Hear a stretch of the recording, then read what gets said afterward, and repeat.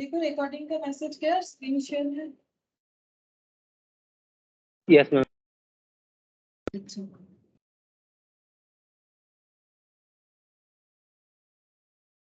अच्छा देखो last class में हम लोगों ने जो ट्रीटमेंट ऑफ गुडविल है वो काफी मतलब कंप्लीट ही कर लिया, तो उस पर कोई कंसेप्ट और बाकी है नहीं, ठीक है। लेकिन एक तो जो भी क्वेश्चन बाकी है वो हम लोग कंप्लीट कर लेते हैं, जैसे कि रिटायरमेंट या डेथ के टाइम पे गुडविल का एडजस्टमेंट क्या होता है। जैसे एडमिशन में हम लोगों ने देखा कि जब कोई पार्टनर नया पार्टनर एडमिशन लेता है तो अगर बिजनेस में एग्जिस्टिंग गुडविल है तो उन्हें अपना शेयर ऑफ गुडविल लाना पड़ेगा, ठीक है। अब वो शेयर ऑफ गुडविल कैसे लाएंगे वो डिपेंड करता है, कैश में ला सकते हैं या फिर ऐसा हो सकता है कि वो कैपिटल के थ्रू से एडजस्ट हो रहा है क्योंकि वो अभी कैश नहीं ला सकते, प्राइवेटली पे हो सकता है, ठीक है। प्राइवेटली पे होता है, in that case no entry. Good evening Krish, मेरा आवाज नहीं जा रहा है कैसे? गुड इवनिंग क्रिश, शायद नहीं जा रहा है। चलो ठीक है कोई बात नहीं। तो यहाँ पर नेक्स्ट हम लोग देखेंगे कि अगर कोई पार्टनर रिटायरमेंट होता है या डेथ होता है तो क्या होगा, उसे उसके गुडविल का शेयर मिलना चाहिए। नॉर्मल बात है, समझ के देखो। जब कोई पार्टनर रिटायर हो रहा है और जिस बिजनेस से वो रिटायरमेंट ले रहा है, मतलब जो पार्टनरशिप बिजनेस चल रहा था उसमें अगर किसी तरह का गुडविल था तो उसमें उसका भी मेहनत इंक्लूडेड था, ठीक है। गुडविल का मतलब ही क्या होता है, बेसिकली मेहनत से हम लोग जब एक्स्ट्रा कुछ अर्न कर पाते हैं, ठीक है। लोकेशन वगैरह ये सब तो होता ही है, लेकिन लोकेशन बेटर होने से ही बिजनेस अच्छा होता है ऐसा जरूरी नहीं है। अगर हम लोग मेहनत करें ना तो लोकेशन थोड़ा बहुत इधर उधर होता है तो भी मेहनत से हम लोग अच्छा कमा सकते हैं, ठीक है। मतलब ये ऐसा हो सकता है, ये हम मानते हैं, क्योंकि देखो हमेशा अगर कोई अच्छा लोकेशन भी है लेकिन ठीक तरह से काम नहीं कर रहा है फिर लोकेशन का क्या फायदा, ठीक है। तो मेन चीज लेकिन हार्डवर्क ही होता है जो हमें गुडविल जनरेट करने के लिए हेल्प करता है। जैसे तुम लोग स्टूडेंट हो तो तुम लोग का गुडविल कैसे जनरेट होगा, जब तुम लोग जो है मार्क्स के बेसिस पे हम नहीं बोल रहे कि जिसको सबसे अच्छा मार्क्स मिला वही अच्छा स्टूडेंट है, ऐसा नहीं बोल रहे। देखो एक इंसान के बेसिस पे, क्योंकि गुड ह्यूमन बीइंग भी बनना जरूरी है, ठीक है। सिर्फ स्टडी से कुछ नहीं होता, ठीक है। अगर सब कुछ मिला के मेरे हिसाब से हम बोले तो वो तुम लोग का गुडविल है। और अगर जैसे मान लो तुम लोग एक एग्जांपल गुडविल का ऐसा भी हो सकता है क्योंकि तुम लोग सब कोई प्रोफेशनल कोर्सेज कर रहे हो एकेडमिक कोर्स के अलावा, तो ये तुम लोगों के लिए फ्यूचर में एक्स्ट्रा बेनिफिट लाएगा, दैट इज तुम लोग का गुडविल। तो इसके लिए तुम लोग को आज मेहनत करना पड़ रहा है। अगर कोई सिर्फ एकेडमिक पढ़ता है तो उसको उतना मेहनत नहीं करना पड़ेगा जितना उसे प्रोफेशनल कोर्सेज के लिए मेहनत करना पड़ेगा, लेकिन इसका बेनिफिट तुम लोग को मॉनिटरी टर्म में भी दिखेगा, ठीक है। कैसे मॉनिटरी टर्म में दिखेगा, जब तुम लोग कहीं पर जॉब करने जाओगे या कुछ और, तो हम एक बार जॉब का ही ले लेते हैं। तो सिर्फ बीकॉम करने से जो तुम लोगों को सैलरी मिलेगा, अगर तुम लोग इसके साथ कोई प्रोफेशनल कोर्सेज करते हो तो ऑब्वियसली सैलरी जो है वो ज्यादा होगा। मतलब क्या हो जाएगा, हार्डवर्क आज कर रहे हो उसके लिए तुम लोगों को फ्यूचर में बेनिफिट मिलेगा, ठीक है। तो वही गुडविल तो वही होता है ना, आज का मेहनत जो है फ्यूचर में रंग लाता है, ठीक है। तो यहाँ पर अगर कोई पार्टनर चला जा रहा है, जैसे देखो एबीसी इक्वल पार्टनर है, सी वांटेड टू रिटायर, सी जो है वो रिटायर करना चाहता है और गुडविल का वैल्यूएशन किया गया है 90,000, ठीक है। The necessary journal entry, journal entry क्या होगा, तो इसमें क्या कैलकुलेशन करना है। जैसे हम लोग ये देख रहे थे कि जो पार्टनर एडमिशन ले रहा है उनको गुडविल का कितना शेयर लाना पड़ेगा, सिमिलरली जो पार्टनर रिटायर हो रहा है उनको कितना गुडविल देना पड़ेगा। तो हमेशा होता है शेयर ऑफ प्रॉफिट के बराबर, क्योंकि इनका शेयर ऑफ प्रॉफिट है 111 के बेसिस पे। तो 90,000 का 1/3 सी का जो शेयर ऑफ गुडविल है तो दैट इज 30,000। ये 30,000 किसको मिलेगा, सोचो, सी को मिलेगा। क्यों मिलेगा, क्योंकि सी जा रहा है, सी बोल रहा है मैंने भी मेहनत किया, गुडविल ये जो 90,000 वैल्यू कर रहे हो ना इसमें मेरा मेहनत भी है, हम तो जा रहे हैं तो मुझे मुझे मेरा पैसा रिटर्न करो। मतलब एक्चुअली जब कोई पार्टनर रिटायर हो जाता है ना तो उसे क्या क्या दे दिया जाता है, उसका कैपिटल, उसका प्रॉफिट का हिस्सा, ठीक है। और उसके साथ साथ अगर गुडविल जनरेट में उसने हेल्प किया है तो उसका हिस्सा भी देना पड़ेगा। तो 30,000 सी को मिलेगा। तो किसी पार्टनर को कुछ मिलने से उसके कैपिटल अकाउंट में क्रेडिट कर देते हैं टू सीज कैपिटल। अब ये देगा कौन, जैसे एडमिशन के टाइम पे कोई पार्टनर आता है तो उसे एग्जिस्टिंग पार्टनर देते हैं, वैसे ही जो रह जाएंगे वही देंगे। कौन से रेशियो में, गेनिंग रेशियो में। अब गेन क्यों होगा, ऑब्वियसली सी चला जाएगा तो गेन ही ना होगा।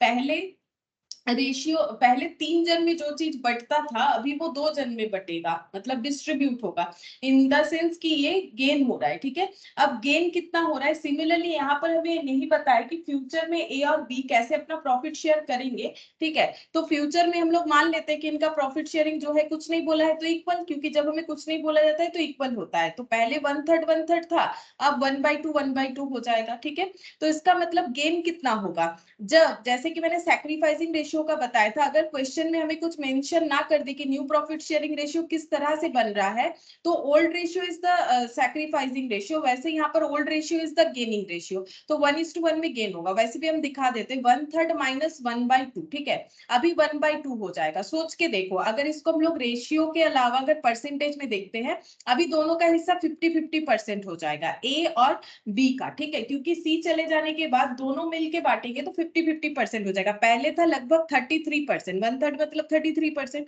तो इसका मतलब यहाँ पर 17% हो रहा है। ठीक है, तो ये देखो, इनका गेनिंग रेशियो जो है इक्वल होगा, देख सकते हो दोनों केसेस में 17-17 होगा, मतलब इक्वल। हम यहाँ पर कैलकुलेट करके दिखा देते हैं कि गेनिंग रेशियो कैसे कैलकुलेट किया जाता है। सेम तरीका है, देखो गेनिंग रेशियो कैसे कैलकुलेट करेंगे, यहाँ पर लिखते हैं एग्जाम्पल।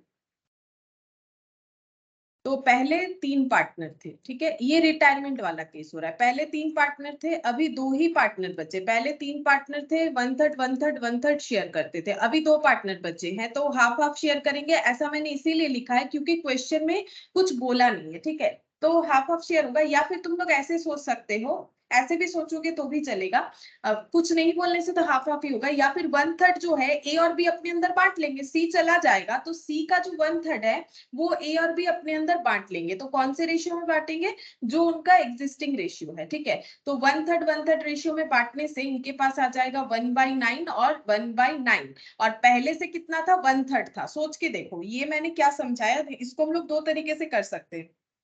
सी का शेयर ये दोनों 1/9 करके ले सकते हैं, और इनका तो था ही 1/3। ठीक है, इनका तो 1/3 था ही पहले से, तो टोटल कितना बन जाएगा, टोटल बन जाएगा ऐसे 4/9, यहाँ पर कितना हो जाएगा 9, 1 + 3, 4/9। ठीक है, तो गेनिंग रेशियो कितना होगा, गेन किस कौन सा वाला हुआ, 1/9, 1/9, ये गेन हुआ, और ये एग्जिस्टिंग था। ठीक है, ये एग्जिस्टिंग था, और सी चले जाने पे गेन और एग्जिस्टिंग मिला के इनका न्यू रेशियो बन गया। ठीक है, तो ए और बी का न्यू रेशियो क्या बना, देखो न्यू रेशियो 4/9, 4/9 मतलब 1:1। ठीक है, कैसे भी कैलकुलेट करो 1:1 ही निकल के आएगा। और जो गेनिंग रेशियो है, गेनिंग रेशियो कितना हो जाएगा, गेनिंग रेशियो हो गया 1/9, ये देखो 1/9:1/9, तो यहाँ पर हो गया 1:1। ये मैंने पूरा लॉजिकली समझाया कि कैसे होता है। बाकी हम लोग एक जो है शॉर्टकट ले सकते हैं, अगर हमें क्वेश्चन में ये नहीं बताया जाए कि रिटायर्ड पार्टनर जाने के बाद एग्जिस्टिंग पार्टनर कैसे अपना प्रॉफिट शेयर करेंगे, इस पे डिटेल्स नहीं बताया जाए,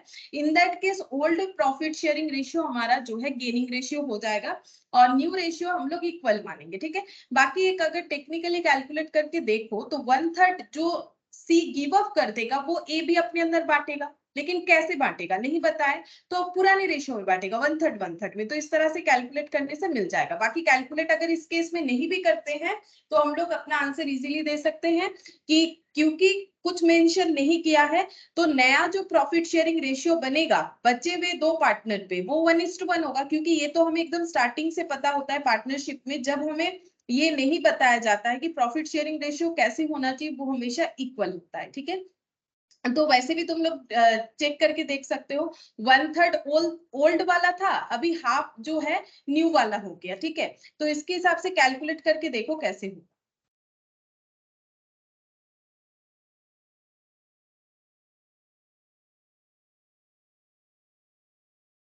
इसके हिसाब से देखो कैलकुलेट करके कैसे होगा। यहाँ पर 6 लिख दिया मैंने, 2 - 3 मतलब -1/6, और यहाँ पर लिख दिया मैंने 1/3 और -1/2, ये मैंने लिखा ओल्ड शेयर और ये मैंने लिखा न्यू शेयर, क्योंकि कुछ नहीं बोला है तो हाफ हाफ होगा। तो यहाँ पर 6 लिख दिया, 2 - 3 मतलब -1/6। ठीक है, अब माइनस होने से गेन हुआ, सोच के देखो क्यों, पुराना वाला वैल्यू ज्यादा, ये इसके आगे कुछ नहीं है मतलब प्लस है, ये माइनस है, तो इसका मतलब हाफ वैल्यू ज्यादा है। ठीक है, ऑब्वियसली हाफ वैल्यू ज्यादा हुआ, हाफ मतलब 50%, 1/3 मतलब 33.33 3%, तो हाफ वैल्यू ज्यादा हो गया, इसीलिए माइनस में आंसर आया। तो नया वाला शेयर जाता है, वैसे भी रिटायर होता है तो गेनिंग होता है, तो गेनिंग रेशियो क्या निकल के आ जाएगा, गेनिंग रेशियो 1/6 इज टू 1/6, मतलब -1/6 -1/6, तो 1:1, ठीक है, माइनस माइनस हट गया, 1:1, तो गेनिंग रेशियो ऐसे कैलकुलेट हो गया। तो हम लोग दो तरीके से, तीन तरीके से कर सकते हैं, ये भी मैंने दिखाया, ये भी दिखाया, और बाकी जो है शॉर्टकट लेके भी कर सकते हैं।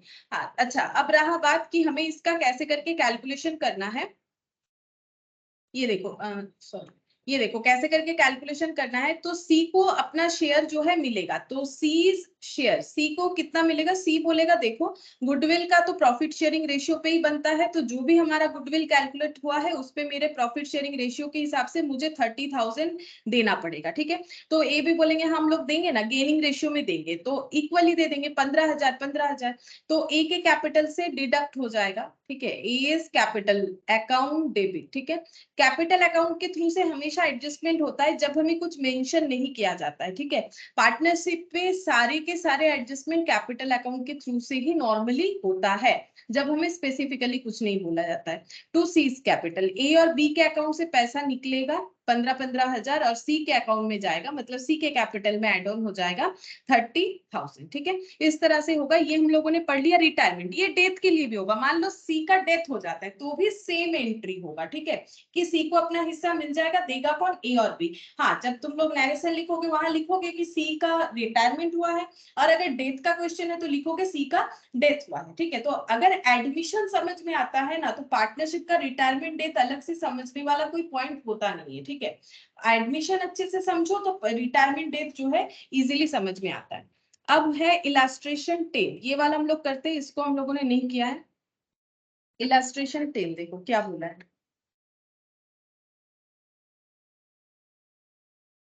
इसमें बोला है Unto, Buntu and Chintu were in partnership, sharing profit and losses as 3:4:3. The accounts of the firm made up to 31st March every year. अच्छा, the partnership provided inter alia that on the retirement of a partner, the goodwill was to be valued at 3 years purchase of average profit of the past 4 years up to the date of the retirement after deducting interest 12% per annum on capital employed and remuneration of 2,000 per month to the each partner. हम समझाते हैं ये सारा चीज क्या बोल रहा है, बोल रहा है पार्टनरशिप प्रोवाइडेड इंटर आलिया, मतलब पार्टनरशिप डीड में क्या मेंशन है, मेंशन ये है कि on the retirement of a partner, अगर कोई भी एक पार्टनर रिटायरमेंट हो जाता है तो गुडविल का वैल्यू करना पड़ेगा। अब गुडविल का वैल्यू कैसे करना है उसके बारे में हमें बताया है, ताकि हम लोग मेथड समझ पाए कि किस तरह से वैल्यू करना है। Goodwill was to be valued at 3 years purchase, मतलब नंबर ऑफ ईयर परचेज दिया हुआ है 3, ठीक है। इसका मतलब हमें गुडविल कैसे कैलकुलेट करना पड़ेगा, या तो एवरेज प्रॉफिट या तो super profit into number of year purchase, क्योंकि क्वेश्चन पढ़ के तो वही लग रहा है। देखते हैं आगे क्या बोला है। हाँ, number of year purchase of average profit of past 4 years, हमें एवरेज प्रॉफिट कैलकुलेट करना है, तो एवरेज प्रॉफिट इनटू प्रॉफिट का साइन ऐसे पाई से दिया जाता है, तो हम समझाने के लिए लिख रहे हैं average profit into number of year purchase. तो ये तो समझ में आ रहा है गुडविल कैसे कैलकुलेट करना है। नंबर ऑफ ईयर परचेज 3 होगा ना, एवरेज प्रॉफिट कैसे होगा, एवरेज प्रॉफिट को हमें कैलकुलेट करना पड़ेगा यहाँ पर पास्ट 4 इयर्स, ठीक है, 4 साल का एवरेज प्रॉफिट, 1 2 3 4, पास्ट 4 इयर्स का एवरेज प्रॉफिट लेना पड़ेगा up to the date of retirement, ठीक है।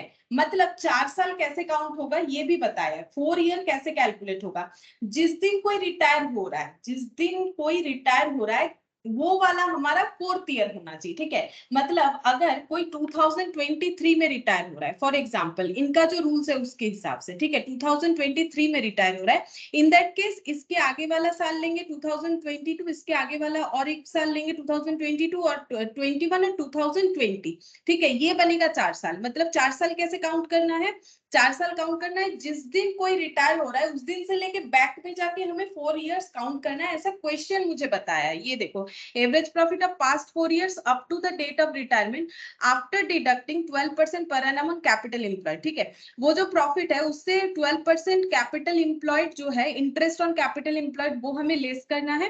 Remuneration 2000 per month each partner को देते हैं, वो भी लेस करना है। मतलब प्रॉफिट से ये सारी चीज लेस किए हुए नहीं है। प्रॉफिट से पार्टनर को इंटरेस्ट ऑन कैपिटल देना है, वो डिडक्टेड नहीं है, वो डिडक्ट करना पड़ेगा। और जो रेम्यूनरेशन दिया जाता है 2000 per month to each partner, ठीक है, वो भी हमें डिडक्ट करना है। अच्छा, on 1st April 2020 Antu retired and it was agreed on his retirement to adjust goodwill in the capital account without showing any amount of goodwill in the balance sheet। क्या बोला है देखो, एक पार्टनर रिटायर किया है, date भी बता दिया है 1 अप्रैल 2020 को पार्टनर रिटायर किया है। और जैसे कि एग्रीमेंट में लिखा हुआ है, पार्टनर लोगों ने ये गुडविल एडजस्ट करने का सोचा। और गुडविल को कैसे एडजस्ट करना है, goodwill in the capital account, capital account के थ्रू से एडजस्ट करना है। मतलब ये वाला कैपिटल अकाउंट के थ्रू से एडजस्ट करना है, मतलब ये वाला चीज हमें ये एंट्री करके दिखाना है। अच्छा, फिर क्या बोल रहा है, और हमें गुडविल को बैलेंस शीट में नहीं दिखाना है। वो तो हम लोगों ने पहले भी पढ़ा, जब ये चैप्टर स्टार्ट किया तब भी पढ़ा। गुडविल दो तरीके का होता है, परचेज और इनहेरेंट। इनहेरेंट मतलब खुद का कैलकुलेट किया गया गुडविल, तो ये हम लोग रिकॉर्ड कर नहीं सकते। तो ये जस्ट बताया है, ये तुम लोग को पता है कि क्या होता है ना। तो इसको लेके कंफ्यूज मत हो जाओ। तो इसीलिए हर एक चीज हमें पता होना जरूरी है। हाँ, ऑब्वियसली एस 26 यहाँ पर हमारे लिए बहुत ज्यादा मायने नहीं रखता है, लेकिन अगर क्वेश्चन में ऐसा कुछ पॉइंट दे दे तो फिर तुम लोग कंफ्यूज हो जाओगे। तो यहाँ पर बोल रहा है कि गुडविल को बैलेंस शीट में नहीं दिखाना है, तो वैसे भी नहीं दिखाना है। ठीक है, क्वेश्चन बोले या ना बोले, दिखाना नहीं है, क्योंकि एस 26 हमें अलाउड नहीं करता है। फिर बोल रहा है it was agreed that the capital employed would be 6,50,000। बोल रहा है कि कैपिटल जो है इस बिजनेस में लगाया गया है वो है 6,50,000, ताकि हम लोग इंटरेस्ट ऑन कैपिटल निकाल पाए। ये सबका कंबाइनली बता दिया है। Bantu and Chintu were to continue the partnership। बाकी दो पार्टनर जो बच रहे हैं वो आगे जो है बिजनेस कंटिन्यू रखेंगे, sharing profit and losses equally. मतलब बता भी दिया है 1:1 में इनको प्रॉफिट रखना है after the retirement of unto. ठीक है, मतलब इनके रिटायरमेंट के बाद का प्रॉफिट इनका इक्वल रहेगा। ठीक है, the following were the amount of profit of earlier years before charging salary to partner and interest on capital. बोल रहा है ये प्रॉफिट्स कुछ दिए हुए कुछ ईयर्स के। ठीक है, इसमें से क्या क्या डिडक्टेड नहीं है, सैलरी। लेकिन ये कौन सा वाला, पीएल वाला नहीं, पीएल वाला सैलरी डिडक्टेड हुआ है तभी तो ये बना है। पहले क्या बनता है, पीएल बनता है, उसके बाद क्या बनता है, पीएल एप्रो। पीएल और पीएल एप्रो में फर्क क्या होता है, पीएल में हम लोग बिजनेस रिलेटेड जो भी एक्सपेंसेस होता है, जो हम लोग आउटसाइडर को पेमेंट करते हैं, वो दिखाते हैं। और पीएल एप्रो मतलब बिजनेस रिलेटेड वो एक्सपेंसेस जो हम लोग पार्टनर को पेमेंट करते हैं, वो पीएल एप्रो में आता है। तो जैसे जीपी ब्रॉट डाउन होता है फिर पीएल बनता है, वैसे ही यहाँ से नेट प्रॉफिट ब्रॉट डाउन होने के बाद पीएल एप्रो बनता है। ठीक है, तो नेट प्रॉफिट, ये सब नेट प्रॉफिट है। ठीक है, यहाँ से क्या डिडक्टेड नहीं है, बोल रहा है यहाँ से पार्टनर को जो सैलरी देना है वो डिडक्टेड नहीं है, इंटरेस्ट ऑन कैपिटल जो देना है वो डिडक्टेड नहीं है। ठीक है, तो हमें डिडक्ट कर लेना पड़ेगा अगर नहीं है तो, क्योंकि गुडविल को कैलकुलेशन करने के लिए क्या करना है वो पार्टनरशिप में पहले से ही बता दिया था। You are required to compute the value of goodwill and show the adjustment thereof in the books of the firm. हमें क्या करना है, गुडविल का वैल्यूएशन करके देना है, उसके बाद एडजस्टमेंट करके दिखाना है कैसे एंट्री होगा। ठीक है, चलो हम लोग सबसे पहले वैल्यूएशन ऑफ गुडविल कैलकुलेट करेंगे। तो हमें कैसे करना पड़ेगा, ये तो हम लोगों ने समझ लिया कि गुडविल को कैलकुलेट करना है, goodwill equal to average profit into number of year purchase. और सबसे पहला टास्क है कैलकुलेट करना है एवरेज प्रॉफिट। तो तुम लोग एवरेज प्रॉफिट कैलकुलेट करो, हम भी कर रहे हैं, तुम लोग भी करने का कोशिश करो। Calculation of average profit. अच्छा, एवरेज प्रॉफिट कैसे कैलकुलेट होगा,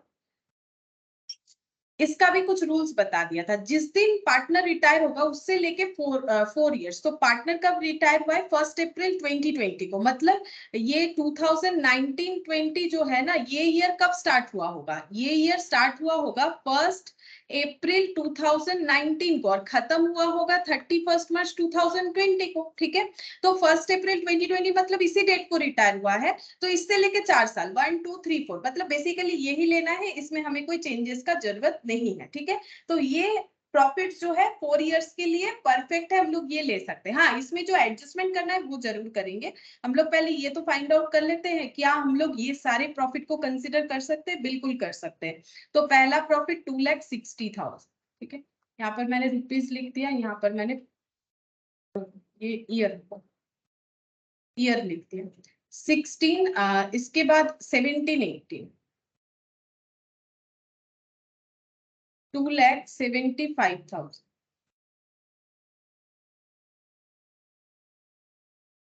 2,65,000।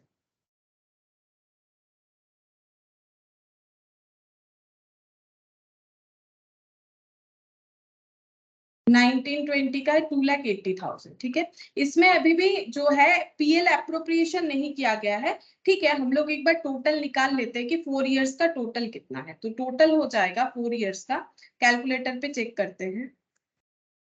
2,60,000 प्लस 275 प्लस 265 प्लस 280, 10,80,000। ठीक है, टोटल प्रॉफिट निकल के आया 10,80,000। अब हम लोग निकाल लेते हैं एवरेज प्रॉफिट। एवरेज प्रॉफिट, तो एवरेज प्रॉफिट कैसे निकालेंगे?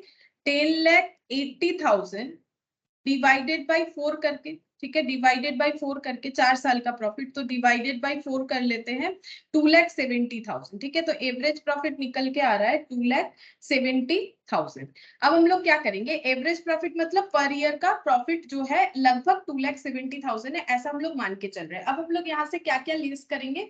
यहाँ से हमें लेस करना पड़ेगा इंटरेस्ट ऑन कैपिटल और पार्टनर्स सैलरी। तो यहाँ से लेस करते हैं, लेस इंटरेस्ट ऑन कैपिटल। अब देखो, एक चीज बता देते हैं, ये मैंने पहले दिन भी तुम लोगों को बताया था। क्या यहाँ पर हम लोग हर एक प्रॉफिट से जो है इंटरेस्ट ऑन कैपिटल हर साल का, और जो है रेम्यूनरेशन मतलब सैलरी, क्या ये हम लोग लेस करेंगे तो भी हमारा होगा? बिल्कुल होगा। अगर इस तरह से पर ईयर का करोगे तो जो प्रॉफिट निकल के आएगा ना, ये प्रॉफिट कौन सा है? ये profit before interest on capital and remuneration. अगर ये यहाँ माइनस कर दोगे तो प्रॉफिट जो निकल के आएगा, profit after interest on capital and remuneration divided by 4 करने से वही वाला आंसर निकल के आएगा जो अभी हम कैलकुलेट करेंगे। लेकिन इसमें टाइम ज्यादा लगता है, क्योंकि 4 बार हमें प्रॉफिट और ये सॉरी इंटरेस्ट ऑन कैपिटल और ये लिखना पड़ेगा। और इसमें क्या होगा, क्योंकि हम लोग पहले ही प्रॉफिट का एवरेज कर लिए, अब इंटरेस्ट ऑन कैपिटल माइनस कर देंगे, क्योंकि एक जैसा है। ठीक है, अमाउंट एक जैसा है, मतलब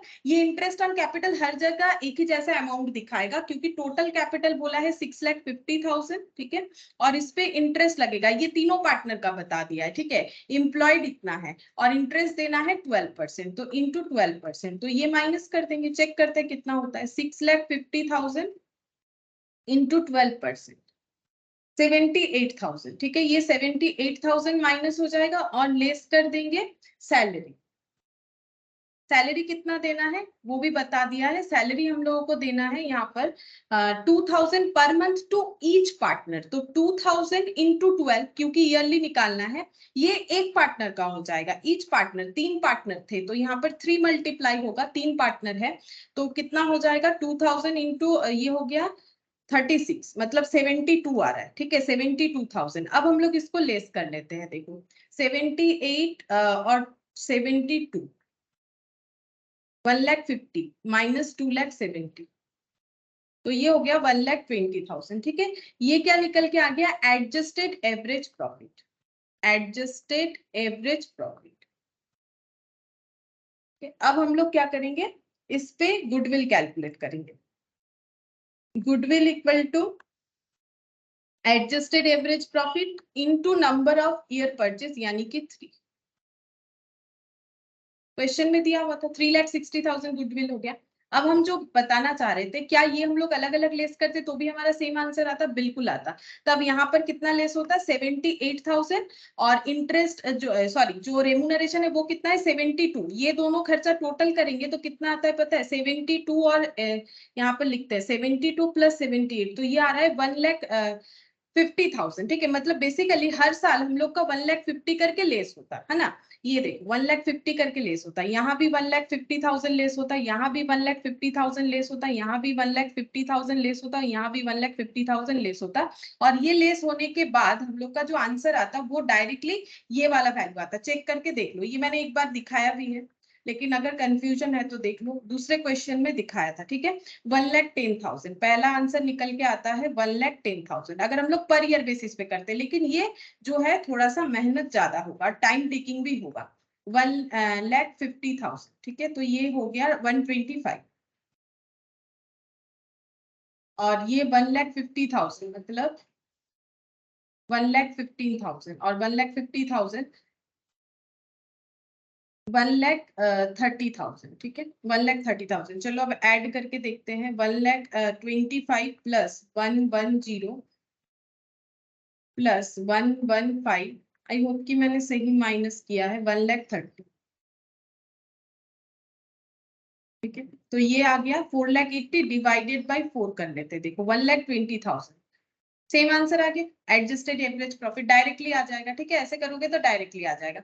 लेकिन हम ये बोल रहे हैं कि बार बार करने में टाइम जाएगा, बेटर है कि पहले प्रॉफिट का एवरेज निकाल लेते उसके बाद माइनस करेंगे। हाँ, अगर सैलरी अलग अलग होता कि किसी साल में अलग है किसी दूसरे साल में अलग है, तब तो हमें पूरे एक एक ईयर पे कैलकुलेट करना जरूरी था। लेकिन क्योंकि पूरे साल भर 4 साल तक लगातार एक ही तरह का सैलरी एक ही तरह का इंटरेस्ट ऑन कैपिटल है, तभी हम लोग ये कर पा रहे हैं, अदरवाइज नहीं कर पाते।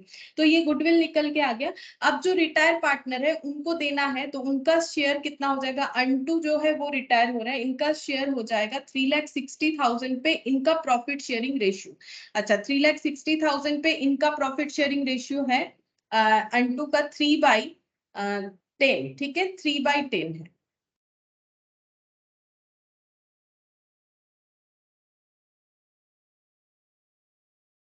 Ten lakh 3,60,000 divided by 10 into 3, 1,08,000, ठीक है। ये हो गया अंटू का शेयर, और ये शेयर किसको देना पड़ेगा? ये शेयर देना पड़ेगा बाकी पार्टनर लोगों को, ठीक है। तो बाकी पार्टनर लोगों को उनके गेनिंग रेशियो में देना पड़ेगा। तो बेसिकली देखना पड़ेगा कि गेन किसका हो रहा है। तो हम लोग यहाँ पर चेक करते हैं, अंटू, बंटू और चिंटू, 3 जन है। ओल्ड प्रॉफिट शेयरिंग रेशियो था, ओल्ड प्रॉफिट शेयरिंग रेशियो हम लोग चेक करेंगे, हमारा प्रॉफिट शेयरिंग रेशियो तो 3/10, 4/10 और 3/10। और न्यू रेशियो बोल रहा है कि चिंटू के जाने के बाद इक्वल रहेगा, ऐसा हमें क्वेश्चन में बता दिया था। देखो ऐसा हमें क्वेश्चन में बता दिया था, अब हम लोग चेक करके देख सकते हैं। तो 3/10 पहले था, अभी 1/2 है। हम new mine old minus new किए हैं, ठीक है। अब चेक करते हैं, एलसीएम 10 होगा तो 3 - 5, तो ये कितना हो जाएगा? -2/10। अच्छा, यहाँ पर देखते हैं, यहाँ पर भी हम इसी तरह से करते हैं, 4/10 -1/2, तो ये हो गया 10, 4 - 5, तो ये हो गया -1/10। तो गेन कितना हो रहा है? गेन ऑब्वियसली हो रहा है, इसलिए माइनस में आंसर आ रहा है। ये फिगर ज्यादा है, ठीक है, ये फिगर ज्यादा है। हाँ, ये कौन सा वाला फिगर है? ये ओल्ड है, ये न्यू है। तो जो आंसर आ रहा है वो नेगेटिव आ रहा है, तो नेगेटिव यानी न्यू जो वैल्यू है उसके जो साइन है वो यूज हो रहा है, मतलब ये वाला वैल्यू प्रायोरिटी मिल रहा है, ठीक है। तो अंटू और बंटू, इनका गेन कितना हो जाएगा? 2/10 इज टू 1/10। माइनस माइनस को इग्नोर करते हैं, अगर चाहो तो लिख सकते हो, 2:1 हो जाएगा, ठीक है। अब 2:1 हो जाएगा, तो ये जो प्रॉफिट सॉरी गुडविल का शेयर है, ये 2:1 में इन्हें पे करना पड़ेगा, ठीक है, चिंटू को। तो एंट्री ऐसे हो जाएगा, एज कैपिटल, हम और जो है नाम पूरा पूरा नहीं लिख रहे, ठीक है, हम ABC बोल के लिख देते हैं। बीज कैपिटल अकाउंट डेबिट। अच्छा, मैंने ना थोड़ा उल्टा दिखा दिया, तुम लोग कुछ नहीं बोल रहे। ये अनटू रिटायर्ड है ना, तो ये कैलकुलेशन जो है इधर आना चाहिए, इधर आना चाहिए था। 3/10 -1/2, तो 3 - 5/10, 2/10, उल्टा लिख दिया मैंने। मतलब मैंने क्वेश्चन में प्रॉब्लम क्या हो गया कि अंटू रिटायर्ड है ना, मैंने वो वाला चीज कंसीडर नहीं किया, तो बंटू और चिंटू रहेंगे। तो इसका मतलब रेशियो भी तो गलत हो रहा है, पहला रेशियो 1 आ रहा है, 1:2 आ रहा है, तो ऐसे नहीं लिख सकते, तो फिर आंसर भी गलत आएगा, ठीक है, आंसर भी गलत आ जाएगा। तो ये 1/10 इज टू 2/10 होगा। जैसे क्वेश्चन में जिस सीक्वेंस में रहेगा उसी सीक्वेंस में हमें जो है रेशियोज बनाने हैं, तो 1:2 हो गया। तो क्वेश्चन में अंटू बंटू चिंटू था, अंटू चला जा रहा है, बंटू और चिंटू। तो पहले B:C, तो ये भी गलत लिखा हुआ है, इसको भी सही करना पड़ेगा। तो तुम लोग बोलो, देख रहे हो कि नहीं? B:C, तो 1:2 हो जाएगा, ठीक है। तो B's capital debit, C's capital account debit, इन दोनों को अपने कैपिटल से पैसा देना पड़ेगा, किसको? A को। अब A नाम नहीं है ऑब्वियसली, तुम लोग जब लिखोगे अगर ऐसा नाम रहेगा तो पूरा नाम यूज करके लिखना है, अभी हम शॉर्टकट में लिख रहे हैं। तो कितना शेयर है? शेयर है 1,08,000, इनको मिलना चाहिए 1,08,000। अब कौन कितना देगा? जो जितना गेन करेगा वो उतना कंपेंसेट करेगा, ठीक है। तो 1:2 मतलब कितना हो जाएगा 1,08,000 डिवाइडेड बाई 3 तो 36,000 और 36,000 का डबल यानी 72,000। अगर हम इसको सही नहीं करते, पहला बात है तो एंट्री तो गलत होता ही, अगर मान लो तुम लोगों से भी ऐसा कुछ गलती हो जाता है, एंट्री तो गलत होगा ही, क्योंकि हम लोग कंसीडर ये कर लेंगे कि सी रिटायर हो रहा है, क्योंकि मैंने यहाँ पर ध्यान नहीं दिया इस बात का।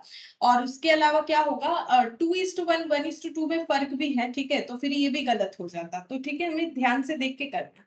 तो ये वाला क्वेश्चन हम लोग का कंप्लीट हो गया कि अगर कोई पार्टनर रिटायर कर रहा है तो उसका कैसे कैलकुलेशन होगा, जिसका पहले एक छोटा सा एग्जांपल था, फिर गुडविल कैलकुलेशन के साथ एग्जांपल था, ठीक है। अच्छा, अब आगे देखते हैं क्या दिया हुआ है। नेक्स्ट 11 वाला क्वेश्चन हम लोग का कंप्लीट है, ठीक है। ये क्वेश्चन हम लोगों ने सबसे पहले वाले क्लास में गुडविल के कैलकुलेशन वाले क्लास में किया हुआ है। तो गुडविल तो कैलकुलेटेड है, हमें बोला गया था कि इससे रिलेटेड एंट्री भी हमें करना है, तब हम लोगों ने एंट्री नहीं सीखा था, तो हम लोगों ने एंट्री पास नहीं किया था। आज हम लोग उस जगह पे एंट्री जो है पास कर लेंगे, ठीक है। तो मैंने थोड़ा सा ना जगह रखा हुआ था, तुम लोगों का अगर जगह रखा हुआ है तो ठीक है, नहीं है तो स्टार लगा के कर लो, ठीक है। हम लोग जो फर्स्ट डे गुडविल कैलकुलेट किए थे उसका क्वेश्चन ये देखो, क्वेश्चन नंबर ये वाला, ठीक है, ये वाला, ये देखो क्वेश्चन नंबर 11 मैंने इंपॉर्टेंट भी बोला था, और ये क्वेश्चन करते करते हमारा काफी टाइम भी लगा था। 5,40,000 ये जो है ये गुडविल निकल के आया था। अब इस क्वेश्चन में कौन रिटायर कर रहा है वो थोड़ा सा देख लेते हैं। एजी रिटायर कर रहा है, ठीक है। पार्टनर कौन कौन था, C U A U were partners, they decided to admit. अच्छा, ये एडमिशन वाला था, एजी को एडमिशन करवाना है, तो एजी को कितना गुडविल लाना पड़ेगा, तो एजीज शेयर ऑफ गुडविल, ठीक है, एजीज शेयर ऑफ गुडविल कितना हो जाएगा। टोटल वैल्यूएशन इन्होंने बता दिया है कि हमारे फर्म का 5,40,000 है, तो आपको गुडविल का शेयर लाना पड़ेगा। तो इन्होंने 1/4 शेयर के लिए बिजनेस स्टार्ट किया है, तो 1/4 शेयर के बेसिस पे जितना गुडविल होगा उतना इन्हें लाना पड़ेगा गुडविल का वैल्यूएशन के हिसाब से। तो ये हो गया 1,35,000, ये इनको लाना पड़ेगा। और ये पैसा कौन ले लेंगे, जो सैक्रिफाइसिंग पार्टनर है वो ले लेंगे, ठीक है। अब ये पैसा कैसे ला रहे हैं उसके बारे में क्या बताया है देख लेते हैं। यहाँ पर गुडविल टू बी वैल्यूड, अच्छा ये सब ठीक है, नीचे देखते हैं, शायद नीचे बोला होगा। एजी सेल bring his share of goodwill in cash, cash में ला रहे हैं, तो एंट्री हो जाएगा cash account debit to premium for goodwill, to premium for goodwill 1,35,000। और नेक्स्ट एंट्री हो जाएगा premium for goodwill account debit, premium for goodwill account debit 1,35,000 to सीयू, सीयूज कैपिटल इनके पास चला जाएगा, और एयूज कैपिटल, अगर दोनों ही हमारे सैक्रिफाइसिंग पार्टनर है तो पहले ये चेक करेंगे कि दोनों सैक्रिफाइसिंग पार्टनर है भी कि नहीं, ठीक है। तो इनका पहले का रेशियो था 5:3, हम लोग चेक करते हैं यहाँ पर। चलो यहाँ जगह नहीं, कोई बात नहीं, हम यहाँ पर करके दिखाते, ठीक है, यहाँ पर करके दिखाते वर्किंग।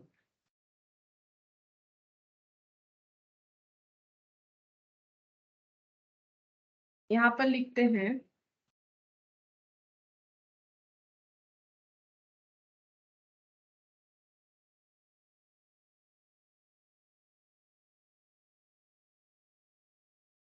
हाँ 5:3, ओल्ड रेशियो है 5:3। क्या क्या नाम है, सीयू एयू,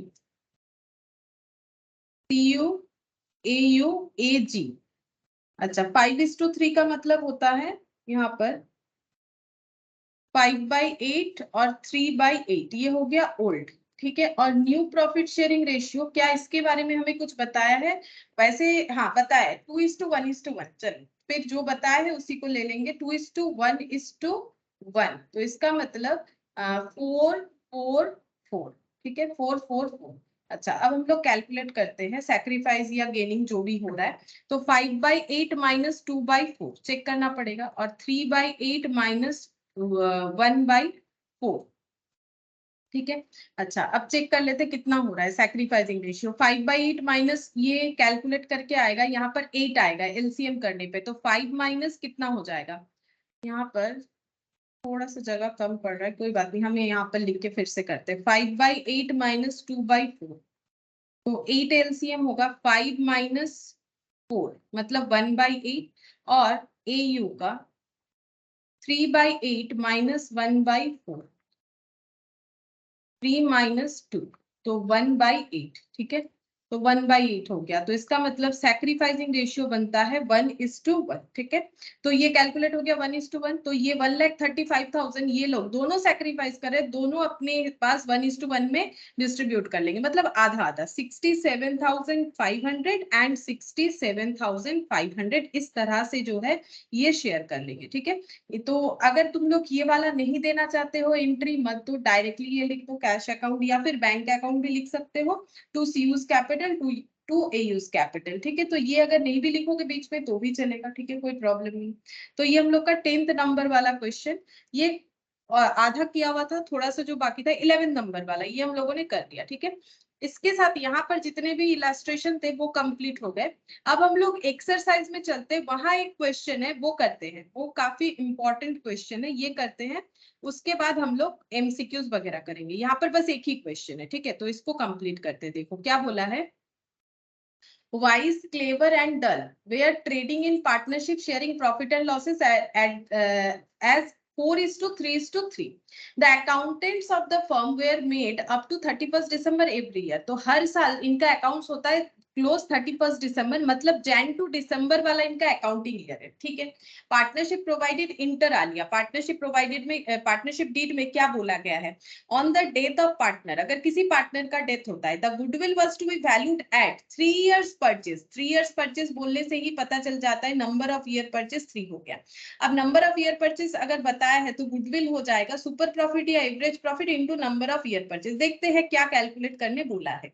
अब बोल रहा है average profit of the 3 years up to the date of the death after deducting interest at the rate 8% on capital employed and a fair remuneration of each partner, the profits are assumed to be earned evenly throughout the year. तो average profit होगा, ये तो समझ में आ रहा है, but average profit कैसे कैलकुलेट करना है, बोल रहा है कि average profit of the 3 years, 3 साल का एवरेज प्रॉफिट लेना है up to the date of the death, ठीक है, जिस दिन किसी का डेथ होगा, ठीक है। जैसे आज है 30th ऑफ मई, ठीक है, अगर मान लो किसी पार्टनर का डेथ आज होता है तो आज से लेके बैक में हमें 3 इयर्स कैलकुलेट करना है। इससे कोई मतलब नहीं है कि अकाउंटिंग ईयर कब क्लोज होता है, जिस दिन डेथ होगा उस दिन से लेके, जैसे ये 2023 है तो इसके आगे यहाँ पर हो जाएगा 30th ऑफ मई 2022, ठीक है। ऐसे करके हमें ईयर कैलकुलेट करना पड़ेगा, क्वेश्चन में ये पॉइंट बताया गया है, तो क्वेश्चन पढ़ के समझना पड़ेगा। फिर बोल रहा है इस, और उसके अलावा प्रॉफिट से क्या क्या डिडक्ट करना पड़ेगा अगर किया हुआ नहीं है, 8% कैपिटल एम्प्लॉयड, इस पे इंटरेस्ट, और and a fair remuneration of each partner, हर एक पार्टनर को फेयर रेम्यूनरेशन, रेम्यूनरेशन का अमाउंट नहीं बोला है, जरूर लास्ट में बोला होगा फेयर रेम्यूनरेशन, मतलब हमें कैसे पता चलेगा कि इनके लिए फेयर क्या है, ठीक है।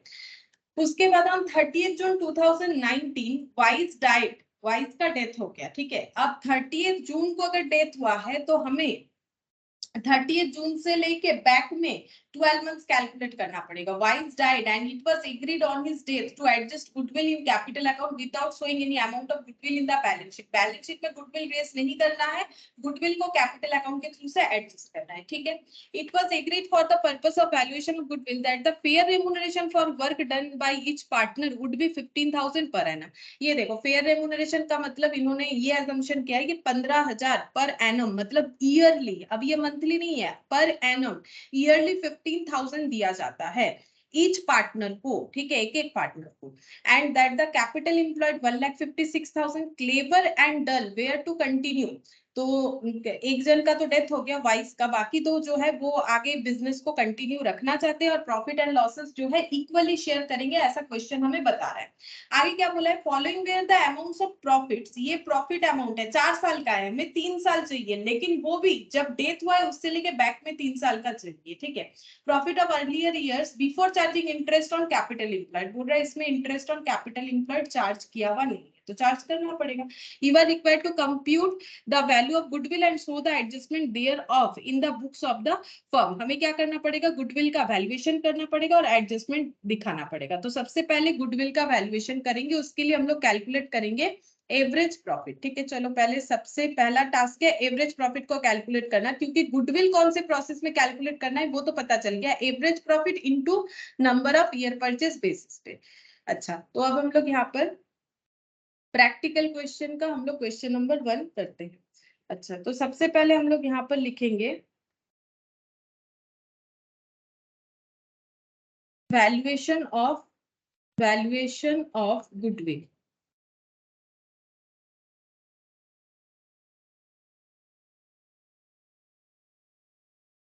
यहाँ पर लिखते हैं average profit for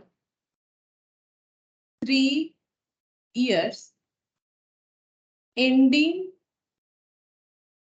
30th June before death. ठीक है, तो कैसे कैलकुलेट होगा, तो उसके लिए हम यहाँ पर एक डायग्राम करके बता देते हैं। देखो, अगर पार्टनर का डेथ कब हुआ है, 30th जून 2019 को डेथ हुआ है, तो इसके पहले का ईयर कब खत्म होगा, 30th जून 2018 से लेके 30th जून 2019 तक 1 ईयर। अच्छा, इसके आगे वाला 30th जून 2017 से लेके ये वाला 1 ईयर, और यहाँ से लेके यहाँ 30th जून 2016। ठीक है, ऐसे करके। अच्छा, अब ये कैसे कैलकुलेट करेंगे, क्योंकि ये जो प्रॉफिट दिया हुआ है ना, ये कब का दिया हुआ है, ये दिया हुआ है जैन टू दिसंबर का। कैसे पता चला, क्योंकि इनका जो बिजनेस चलता है वो दिसंबर में ईयर एंड होता है, ऐसा हमें क्वेश्चन बताया था। कहाँ बताया था, ये देखो, बिल्कुल बताया था, 31 दिसंबर एवरी ईयर इनका अकाउंट क्लोज होता है। अब प्रॉब्लम ये हो गया, यहाँ तो प्रॉफिट डिस्ट्रीब्यूटेड है जैन टू दिसंबर में, बट हमें इस तरह से डिस्ट्रीब्यूट करना है। तो हम लोग कैसे कैलकुलेट कर सकते हैं, हमें लेना पड़ेगा 16 से हमें स्टार्ट करना पड़ेगा। 16 में प्रॉफिट जैन टू दिसंबर तक का है, लेकिन मुझे 16 का कितना प्रॉफिट चाहिए, जून से लेके इसका मतलब जून से दिसंबर तक, क्योंकि 30th जून 16, मतलब यहाँ पर जो प्रॉफिट है इस साल का हम लोग कहाँ से कहाँ तक का लेंगे, इस साल का हम लोग जून से लेके दिसंबर तक का लेंगे, यानी 6 मंथ्स का लेंगे। ठीक है, 6 मंथ्स का लेंगे, और यहाँ पर हाफ ऑफ करके हो जाएगा। एक्चुअली ये 30th जून होगा ना, तो ये स्टार्टिंग लेकिन 1 तारीख होगा। ठीक है, इसीलिए थोड़ा सा गलत हो जाएगा। देखो, अगर हम लोग इसे ऐसे लिखते हैं, मतलब ये 30th जून तो है, एक काम करते हैं, हम इसे करके ही दिखाते, नहीं तो तुम लोग को नहीं समझ, यहाँ पर करने से नहीं समझ। हम ये पेज रख देते हैं, यहाँ वर्किंग नोट पे दिखाते हैं। ठीक है, तो एवरेज गुडविल अगर हम लोग को, सॉरी, गुडविल अगर कैलकुलेट करना है एवरेज प्रॉफिट बेसिस पे, तो हम लोग प्रॉफिट निकालेंगे 1 1 2 3। ठीक है, तो ईयर एंड होगा, ईयर एंड अभी मानना पड़ेगा 30th June 30th of June 2019। ये इसीलिए मानना पड़ रहा है बिकॉज क्वेश्चन बोला है जिस दिन पार्टनर का डेथ होगा उस दिन से लेके बैक में जाके 3 इयर्स का हमें प्रॉफिट को कंसिडर करना है। ठीक है, तो जैसे अप्रैल टू मार्च का जो ईयर होता है, हम लोग लिखते हैं 1 अप्रैल से लेके 31 ऑफ मार्च, वैसे ये वाला आ जाएगा 1 जून से लेके। ठीक है, तो ये जैसे अप्रैल से मार्च होता है, तो ये वाला हो जाएगा हम लोग का, ये कौन सा डेट आएगा, मई आएगा क्या, 2018। चेक करते हैं, मई जून जुलाई अगस्त सितंबर अक्टूबर नवंबर दिसंबर जैन फेब मार्च अप्रैल मई जून, 10 11 12 13, नहीं ये तो ज्यादा हो गया, 17 2018। जुलाई अगस्त सितंबर अक्टूबर नवंबर दिसंबर जैन फेब मार्च अप्रैल मई जून। हाँ बिल्कुल, ये देखो, ये हो गया जून से लेके 1 जून से लेके 30th ऑफ, यहाँ पर सॉरी 1 जुलाई से लेके ऐसे हो रहा है, 1 जुलाई से लेके 30th of June, next year का 12 मंथ्स हो जाएगा। चेक करके देख लो, जुलाई पूरा अगस्त सितंबर अक्टूबर नवंबर दिसंबर जैन फेब मार्च अप्रैल मई जून, तो 2019 का जब जून आएगा तब ये 1 ईयर कंप्लीट होगा। ठीक है, तो हम लोग इसी तरह से बाकी साल को भी लिखते हैं, तो यहाँ पर ये वाला हो जाएगा 1/7/2017 और ये हो जाएगा 1/7/2016। ठीक है, तो इसका मतलब जब हम लोग को यहाँ पर प्रॉफिट्स का डिस्ट्रीब्यूशन करना पड़ेगा, क्योंकि हमारे पास 2016 का प्रॉफिट है लेकिन ये जैन टू दिसंबर का है। ठीक है, हमें 2016 का प्रॉफिट कब से चाहिए, हमें जुलाई से लेके दिसंबर तक का चाहिए, 1 जुलाई अगस्त सितंबर अक्टूबर नवंबर दिसंबर, मतलब हमें 6 मंथ्स का प्रॉफिट चाहिए। तो हम लोग का यहाँ का प्रॉफिट के लिए 2016 का 6 मंथ्स का प्रॉफिट लेंगे प्लस, ठीक है, 2016 का 6 मंथ्स का प्रॉफिट लेंगे, और उसके बाद हमें लेना है 1 जुलाई तक का 17 का, तो 17 का जैन से लेके जुलाई तक, ठीक है। ये कहाँ से हुआ, ये हो जाएगा जुलाई से लेके दिसंबर तक, ठीक है। और ये आगे का हो जाएगा जैन से लेके जून तक, ठीक है। जैन से लेके जून तक, जैन से लेके जून तक, यानी कि 2017 का 6 मंथ्स का प्रॉफिट, ठीक है। इस क्वेश्चन में यही वाला बहुत इंपॉर्टेंट पॉइंट है, समझने लायक एक अच्छा पॉइंट यही वाला है। फिर बाकी सब में भी ऐसा ही होते जाएगा, चेक करके देखो।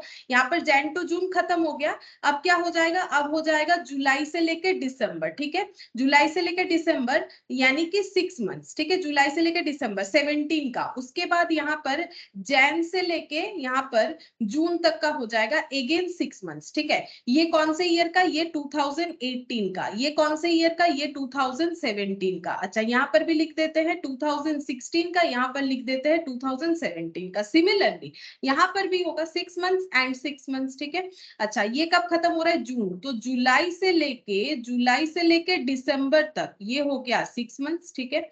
अच्छा, फिर यहाँ पर जैन से लेके जून तक का फिर हो गया 6 मंथ्स। तो 6 मंथ्स तो मैंने ऊपर लिखा हुआ है, चलो इसको लिखते हैं 2018, इसको लिखेंगे 2019। यानी हम लोग एवरेज प्रॉफिट यहाँ पर निकाल के देख सकते हैं। तो एवरेज प्रॉफिट इस तरह से निकलेगा। तो एवरेज प्रॉफिट कैसे निकलेगा, ये देखो, इसमें हाफ, इस साल का हाफ, ठीक है। 67,200, मतलब ये पोर्शन कैसे निकलेगा, 67,200 डिवाइडेड बाई 2। क्योंकि हमें तो नहीं बोला है कि हर मंथ में इस साल में कितना प्रॉफिट हुआ है, तो हम लोग मान लेंगे कि इवनली हुआ है, तो 67,200 का आधा ले लेंगे, जुलाई से लेकर दिसंबर तक 6 मंथ्स का। मतलब ऐसे भी कर सकते हो, ये पूरे 12 मंथ्स का है तो 12 इंटू 6, तो वो आधा ही हुआ ना, तो एक ही बात है, ऐसे करके लिखो या किसी और तरीके से लिखो।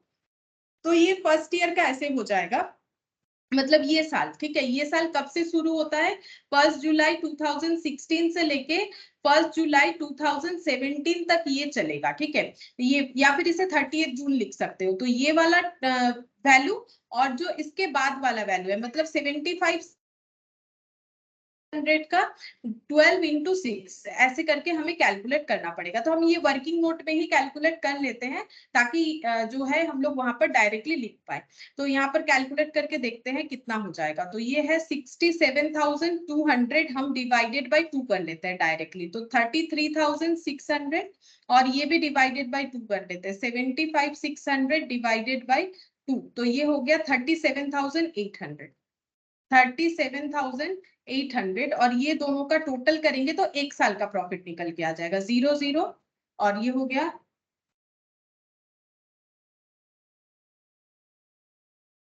71,400। सिमिलरली हम लोग नेक्स्ट फिर से स्टार्ट करते हैं, 17 2017 से लेके, एक्चुअली इसको 30 जून तक भी लिख सकते हो, ठीक है। इसे ऐसे भी लिख सकते हो, 30 जून 2017, ठीक है। ये 1 जुलाई 2017 से लेके 30 जून 2018 तक का चलेगा, ठीक है। इसमें कौन कौन सा आ जाएगा, इसमें ये देखो 2017 का आधा, तो ये 2017 ही है, 75,600 डिवाइडेड बाई 12 इंटू 6, और 2018 का आधा, 2018 का कितना है, 72,000 का आधा, मतलब ऐसे।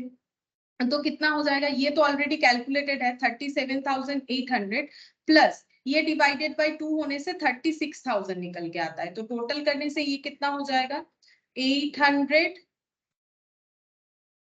73,800, ठीक है। अच्छा, नेक्स्ट हम लोग यहाँ पर कैलकुलेट करके देखते हैं नेक्स्ट ईयर का, 1/7/2018 से लेके 30 जून 2019 तक का नेक्स्ट ईयर हो जाएगा। तो 18 का कितना है, ये वाला 72,000 डिवाइडेड बाई 12 इंटू 6, और 19 का हो जाएगा जो वैल्यू यहाँ पर गिवन है उसके बेसिस पे, मतलब 62,400 डिवाइडेड बाई 2। तो ये तो आ रहा है 36,000, और ये डिवाइडेड बाई 2 करने से 2 3 जा 6, इतना आ रहा है, ठीक है। 31,200, अब ऐड कर लेते हैं, ऐड करने पे 2, और ये हो गया 6 + 1 7 3 3 6, ठीक है। 67,200, तो हमें क्या मिला, इतना सारा चीज कैलकुलेट करके अभी हमें मिला है कि एवरेज प्रॉफिट मतलब फॉर 3 इयर्स, और वो 3 इयर्स इस तरह से हम लोगों ने काउंट किया जैसे हमें क्वेश्चन में बताया गया था, ठीक है। तो हम लोग ये वाला यहाँ पर नोट डाउन करते हैं, यहाँ पर लिखते हैं total average profit for 3 years, हम लोग ऐसे करके लिख देते हैं, ये देखो ईयर एंडिंग ऑन 30th जून 2017, ठीक है। ये देखो कितना सारा प्रॉफिट निकला है, year ending on 30th June 2017, 30th June 18, 30th जून 19, तो ये हो जाएगा 71,400, ठीक है। पहला वाला आंसर आ रहा है 71,400, ठीक है। ये कहाँ से मिला, वर्किंग नोट नंबर 1 से मिला हुआ है। अच्छा, फिर ईयर एंडिंग ऑन 30th जून 2018, ये कहाँ से मिला, ये भी वर्किंग नोट नंबर 1 से मिला है, जो कि है 73,800। एक बार चेक कर लेते हैं, 73,800 और 67,200, इसके बाद वाला 67,200। Year ending on 30th June 2019, working note number 1 से मिला 67,200। अब ये टोटल करने से हमारा निकल के आएगा total profit for 3 years, total profit for 3 years. तो 3 इयर्स का टोटल प्रॉफिट हो गया 30, यहाँ पर टोटल करते हैं 71,400 प्लस 73,800 प्लस 67,200, 2,12,400, 2,12,400, ये हम लोग का निकल के आ गया टोटल प्रॉफिट फॉर 3 इयर्स। अब हम लोग निकालेंगे एवरेज प्रॉफिट, तो एवरेज प्रॉफिट कितना हो जाएगा, डिवाइडेड बाय 3 करना पड़ेगा, 2,12,400 डिवाइडेड बाय 3, तो यहाँ पर कितना आ जाएगा, चेक करके देख लेते हैं कैलकुलेटर पे, डिवाइडेड बाय 3 करने पे कितना, डिवाइडेड बाय 3, 70,800 आ गया, ठीक है। ये एवरेज प्रॉफिट हो गया, लेकिन हम लोगों ने इस पे कोई भी एडजस्टमेंट नहीं किया है, तो ये हम लोग का निकल के आ गया 70,800। अब हम लोग इस पे क्या करेंगे, लेस कर देंगे जो भी हमें लेस करने के लिए बोला गया है। एक तो बोला था पार्टनर का रेम्यूनरेशन 15,000 ईच और कैपिटल पे इंटरेस्ट, तो लेस करेंगे पार्टनर्स रेम्यूनरेशन या सैलरी। तो रेम्यूनरेशन कितना हो जाएगा, 15,000 पर एनम करके था, 15,000 पर एनम ईच पार्टनर, तो 15,000 पर एनम इनटू 3 पार्टनर है, तो 3 पार्टनर, तो ये हो जाएगा 45,000 और लेस कर देंगे इंटरेस्ट ऑन कैपिटल। तो कैपिटल एम्प्लॉयड कितना है, उस पे 8% लगेगा, क्वेश्चन बता दिया था, 1,56,000 पे 8%। ये टोटल कैपिटल है तीनों पार्टनर का, इंडिविजुअली नहीं बताया है।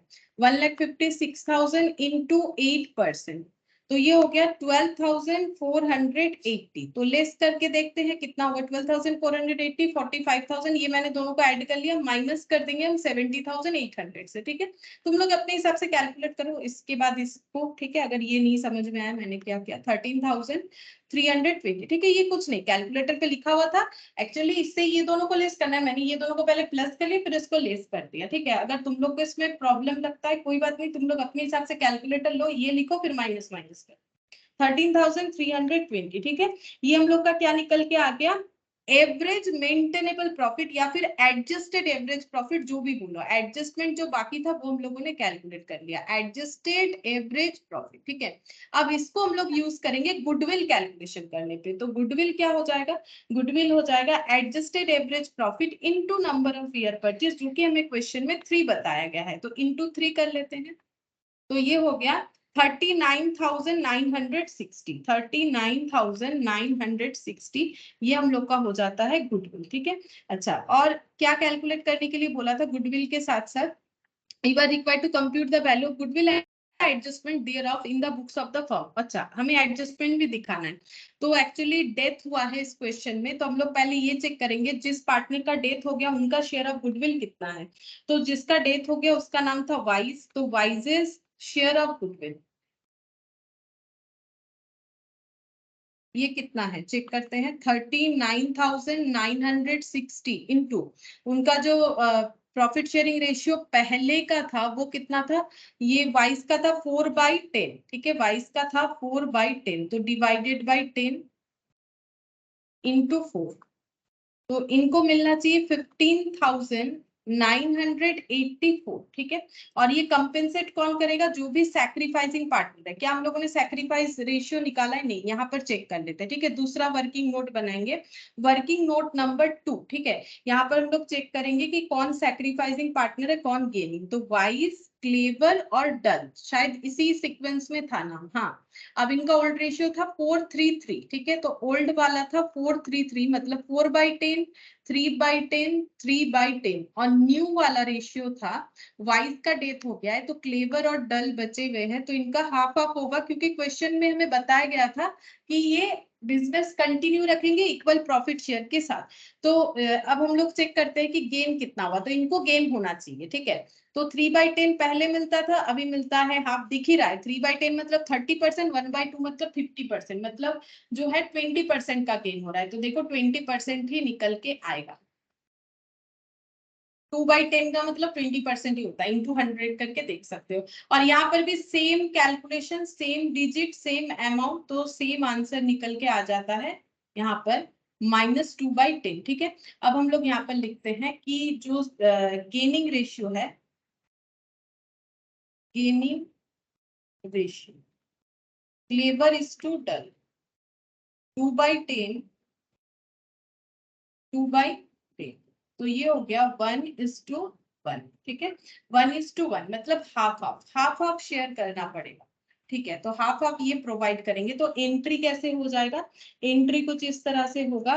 सी मतलब पहला पार्टनर का नाम देखो क्या दे रखा है, क्लेवर, वाइस के बाद, तो सी इज कैपिटल अकाउंट, तुम लोग पूरा क्लेवर लिख लो, ठीक है। C is capital account debit, dull D is capital account debit to, Y's मतलब डब्ल्यूज कैपिटल अकाउंट। ये सब हम शॉर्टकट में लिखते हैं, लेकिन तुम लोग एग्जाम में एक ही क्वेश्चन आएगा तो ऐसा शॉर्टकट बिल्कुल यूज मत करो, ठीक है। तो यहाँ पर 15,984 डिवाइडेड बाई 2, आधा आधा, तो 7,992, 7,992, 7,992 और 15,984, ठीक है। तो ये हो गया कंप्लीट। तो क्वेश्चन ये अच्छा एक क्वेश्चन था, देखो यहाँ पर मेन यही वाला पॉइंट था, बाकी तो कर ही लोगे, इतना सारा क्वेश्चन मैंने करवाया, ठीक है। ये चीज समझना ज्यादा जरूरी है, क्योंकि डेथ के बाद से आगे का 3 साल बोला है, तो वो कुछ ऐसे बन रहा है, जिस दिन डेथ होगा उसी दिन, ऐसा पार्टनरशिप में बताया गया। अच्छा चलो, अब हम लोग यहाँ पर कुछ एमसीक्यूज है वो फटाफट एक बार देख लेते हैं। जैसे कि पहले ट्रू फॉल्स आया है, तो तुम लोग बताओ, ठीक है। पहला क्वेश्चन पूछ रहा है कि goodwill is intangible asset and therefore it can not be valued, तो क्या ये ट्रू है कि फॉल्स, बताओ ट्रू है कि फॉल्स है, सोच के बताओ।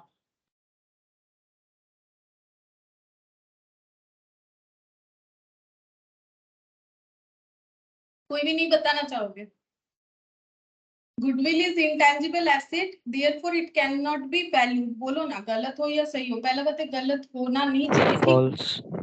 फॉल्स होगा, ठीक है, क्योंकि वैल्यू कर सकते इतने देर से, तो गुड वैल्यूएशन ऑफ गुडविल, इतना मेथड पढ़ लिया, सब पढ़ लिया, तो वैल्यू होता है ना भाई, इंटेंजिबल है तो क्या हुआ, वैल्यू होता है, इतने सारे वैल्यूज मेथड सीखे, तो पूरे चैप्टर में तो यही सीखे ना, तो ये फॉल्स होगा। Goodwill is valued whenever there is a change in profit sharing ratio among the partner, goodwill का वैल्यूएशन किया जाता है जब पार्टनर लोगों में प्रॉफिट शेयरिंग रेशियो चेंज होता है। क्या ऐसा होता है कि पार्टनर में अगर प्रॉफिट शेयरिंग रेशियो चेंज हो तो गुडविल का वैल्यूएशन करेंगे? ट्रू या फॉल्स? रीजंस भी क्वेश्चन के स्टार्टिंग में ही था। हाँ बोलो बोलो बोलो। ट्रू। फॉल्स होगा कि ट्रू होगा? मतलब देखो यहाँ पर बोला है कि प्रॉफिट शेयरिंग रेशियो चेंज होने पे गुडविल का वैल्यूएशन होता है, ये सही है कि गलत? गुडविल का वैल्यूएशन कब कब होता है? एडमिशन में होता है, रिटायरमेंट में होता है, डेथ में होता है, बिजनेस बिक जाने पे होता है, डिसोल्यूशन होने पे होता है, एंड प्रॉफिट शेयरिंग रेशियो यानी रिकंस्टिट्यूशन जब होता है बिजनेस का, तो बाकी सारे केसेस में भी रिकंस्टिट्यूशन ही है। पहले ए बी था, ए बी सी हो गया, तो ये भी रिकंस्टिट्यूशन है। पहले ए बी सी था, सी चला गया, ए बी बच गया, ये भी रिकंस्टिट्यूशन है। लेकिन प्रॉफिट शेयरिंग रेशियो तो ऑल्सो रिकंस्टिट्यूशन, इस पे हम लोगों ने लास्ट क्लास में कुछ क्वेश्चंस किए थे, और ये चैप्टर जो है इस पीडीएफ के एकदम स्टार्टिंग में ही देखोगे, ये 4-5 पॉइंट लिखा हुआ है ना, तो ये ट्रू होगा। ये ट्रू इसीलिए होगा क्योंकि क्वेश्चन में ये नहीं बोल रहे कि ये ओनली रीजन है, क्वेश्चन बोल रहे गुडविल इज वैल्यूड जब प्रॉफिट शेयरिंग रेशियो चेंज होता है। बिल्कुल, गुडविल अगर प्रॉफिट शेयरिंग रेशियो चेंज होता है तो पार्टनरशिप, एग्जिस्टिंग पार्टनरशिप जो है वो चेंज होता है। जब जब एग्जिस्टिंग पार्टनरशिप चेंज होगा तब तब वैल्यूएशन ऑफ गुडविल होता है, ठीक है। अच्छा, अब ये वाला पॉइंट क्योंकि मुझे लगता है मुझे एक बार बता देना चाहिए तो शायद तुम लोग को याद आ जाए, ये देखो ये वाला, ठीक है। When business is dissolve change in profit sharing ratio, ये तो एकदम स्टार्टिंग में ही था, इसके बारे में अगर थोड़ा सा याद करोगे तो हम लोग फर्स्ट क्लास में डिस्कस किए थे, ठीक है। कोई बात नहीं, गलत हो सकता है कभी कभार, इससे कोई प्रॉब्लम नहीं है, बस ट्राई करके मुझे आंसर बताओ। फिर बोल रहा है goodwill is the value of reputation of firm in respect of profit expected in future over and above the normal rate of profit। हम समझा देते हैं, फिर तुम लोग बोलो कि सही है कि गलत।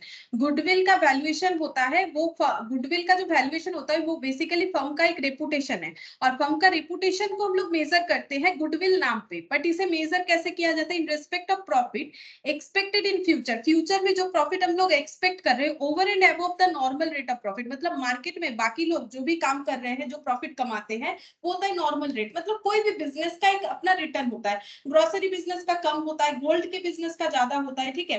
तो अपना अपना एक रिटर्न का पैटर्न होता है। तो बोल रहे हैं मार्केट में जो नॉर्मल रिटर्न है उससे अगर कोई फ्यूचर में एक्स्ट्रा कमाता है तो वही उसका गुडविल होता है। क्या ये पॉइंट सही है?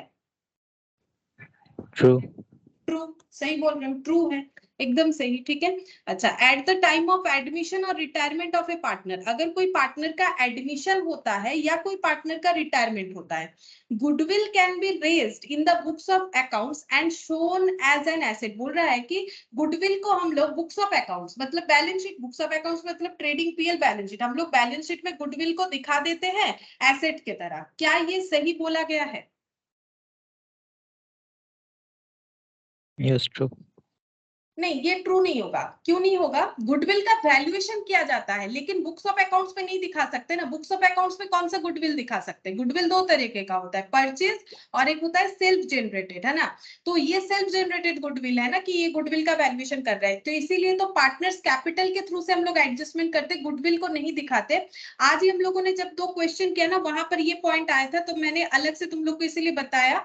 एक बार देखो, याद करो, मैंने बताया कि ये लिखा हुआ है लाइन, अगर नहीं भी लिखा हुआ होगा तो भी हम लोग नहीं लिखेंगे। एस 26 ने मना कर रखा है कि गुडविल को हम लोग बुक्स ऑफ अकाउंट्स में रेज करने का मतलब है गुडविल नहीं दिखा सकते। रेज करने का मतलब है गुडविल अकाउंट को डेबिट कर दिखाना। नहीं, ऐसा नहीं करते हम लोग, गुडविल का कैलकुलेट कर लेते हैं, ठीक है, मतलब एक रफ कैलकुलेशन हो जाता है। प्रैक्टिकली सोचो ऐसा होता है, लेकिन वो गुडविल हम लोग बैलेंस शीट में नहीं दिखाते। गुडविल कैलकुलेट हो गया, फिर जो इनकमिंग पार्टनर है या आउटगोइंग पार्टनर है, डेट है, जो भी है, उनका शेयर कैलकुलेट कर लिया। अगर रिटायरमेंट और डेथ है तो एग्जिस्टिंग वाले ने शेयर दे दिए, और अगर इनकमिंग पार्टनर मतलब एडमिशन का केस है तो जो एग्जिस्टिंग पार्टनर है उनको वो गुडविल का शेयर मिल जाएगा, लेकिन कहीं पर भी बैलेंस शीट में नहीं दिखेगा, बिकॉज एज 26 ने मना कर रखा है। और इस चीज को, इसका लैंग्वेज क्या है, देखो लैंग्वेज समझोगे तो आंसर हो जाएगा। Raised in the books of the accounts मतलब गुडविल अकाउंट डेबिट करके दिखाने का बात बोल रहा है, जो कि हमारे लिए अलाउड नहीं है।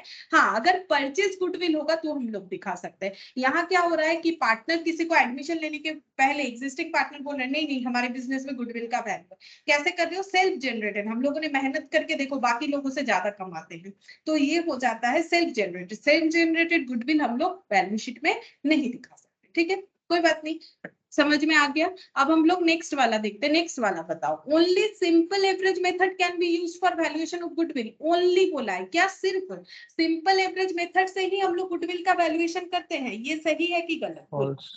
फॉल्स, बहुत सारे मेथड होते हैं, ये ओनली बोल दिया ना, तो ये मतलब गलत हो गया। अच्छा, super profit means excess of actual average profit over normal profit. बोलो, ये मैंने बहुत बार बोला है, ठीक है, फिर भी देखो सही बोल रहे हो कि गलत, बोलो क्या होगा? ट्रू। ट्रू, क्योंकि सुपर प्रॉफिट का मतलब मैंने ऐसे भी बोला था एक्सेस प्रॉफिट। एक्सेस प्रॉफिट मतलब नॉर्मल प्रॉफिट, एवरेज प्रॉफिट मतलब जिसका गुडविल है बिजनेस में, और नॉर्मल प्रॉफिट मतलब वो सारे लोग जो कि नॉर्मल ही जो है एवरेज जो ये करते हैं, ठीक है। मतलब जो, जैसे देखो तुम लोग का पास करने का क्राइटेरिया क्या होता है, प्रोफेशनल कोर्सेज में पर सब्जेक्ट में 40 होता है, ठीक है, तो 40 होता है, नॉर्मली एकेडमिक कोर्स में 30 होता है, तो ये नॉर्मल हो गया। अगर थोड़ा मेहनत करोगे तो इससे आगे चले जाओगे, तो वैसे ही होता है यहाँ पर, वही सुपर प्रॉफिट का मतलब यही हो गया। नेक्स्ट क्या बोल रहा है, normal profit means profit earned by similar companies in the same industry. Normal profit का मतलब होता है profit earned by similar companies in the same industry. क्या ये सही बोला गया है? मैंने ये सारे पॉइंट को एक्सप्लेन तो किया है, तुम लोग थोड़ा सा कोशिश करके बताओ कि सही है कि गलत है। 7th नंबर पॉइंट, बोलो ट्रू है कि फॉल्स है? आवाज नहीं आया, बोलो ट्रू है कि फॉल्स है? ट्रू। ट्रू, सही बोल रहे हो, ट्रू है। नॉर्मल प्रॉफिट का मतलब सिमिलर कंपनी सेम इंडस्ट्री में जो प्रॉफिट कमाती है वो नॉर्मल प्रॉफिट। अगर सेम इंडस्ट्री में कोई और इनसे ज्यादा कमाता है, नॉर्मल रिटर्न से ज्यादा कमा के लेके जाता है, तो वो उसका एवरेज प्रॉफिट है, जिसे हम लोग यहाँ पर अकाउंटिंग पर्पस में एवरेज प्रॉफिट बोलते हैं। और जो एक्स्ट्रा कमाते हैं उसे सुपर प्रॉफिट बोलते हैं, जितना एक्स्ट्रा कमाते। Normal profit depends upon normal rate of return and past profit. बोल रहा है कि नॉर्मल प्रॉफिट का जब हम लोग कैलकुलेट करते हैं तो बोल रहा है कि normal return and past profit, तो ये दोनों लैंग्वेज को ध्यान में रखते हुए बोलो कि सही है कि गलत। थोड़ा सा ट्रिकी है, कोशिश करो। नॉर्मल प्रॉफिट कैसे निकालते हो? Capital employed into normal rate of return, ठीक है। यहाँ पर बोला है normal profit depends upon normal rate of return and past profit. क्या ये सही है? सोच के देखो ना, पास्ट प्रॉफिट से क्या नॉर्मल रेट ऑफ रिटर्न का कोई मतलब, नॉर्मल प्रॉफिट का कोई लिंक है कि पिछले साल कितना कमाया उससे क्या नॉर्मल प्रॉफिट डिफाइन होता है? नॉर्मल प्रॉफिट मतलब आज अगर कोई बिजनेस करना चाह रहा है, इलेक्ट्रॉनिक सेक्टर में तो क्या रिटर्न है, ग्रोसरी सेक्टर में तो क्या रिटर्न है, गोल्ड के सेक्टर में तो क्या रिटर्न है, अगर किसी को सिनेमा हॉल ओपन करना है तो क्या रिटर्न है, तो that is the normal profit. तो नॉर्मल प्रॉफिट जो है क्या True. ये ट्रू, देखो ट्रू होता अगर ये पॉइंट नहीं है ना, normal profit depends upon normal rate of return, तब ट्रू होता। लेकिन इसके पीछे ये जो ऐड कर दिया है ना, ये देखो बोल रहा है कि add past profit. Past profit से कोई लेना देना नहीं है नॉर्मल प्रॉफिट का, नॉर्मल प्रॉफिट का पास्ट प्रॉफिट से कोई लेना देना नहीं होता। ये डिपेंड नॉर्मल रेट पे जरूर करता है, लेकिन पास्ट प्रॉफिट से कोई लेना देना नहीं है। इसीलिए एक यहाँ पर हिस्सा सही है, यहाँ पर गलत है। तो पूरा सेंटेंस के बेसिस पे हमें ट्रू फॉल्स बोलना है, दैट्स व्हाई ये वाला हो जाता है हमारा फॉल्स, ठीक है, इसीलिए फॉल्स होता है। अगर ये पार्ट नहीं रहता तो ये आंसर ट्रू।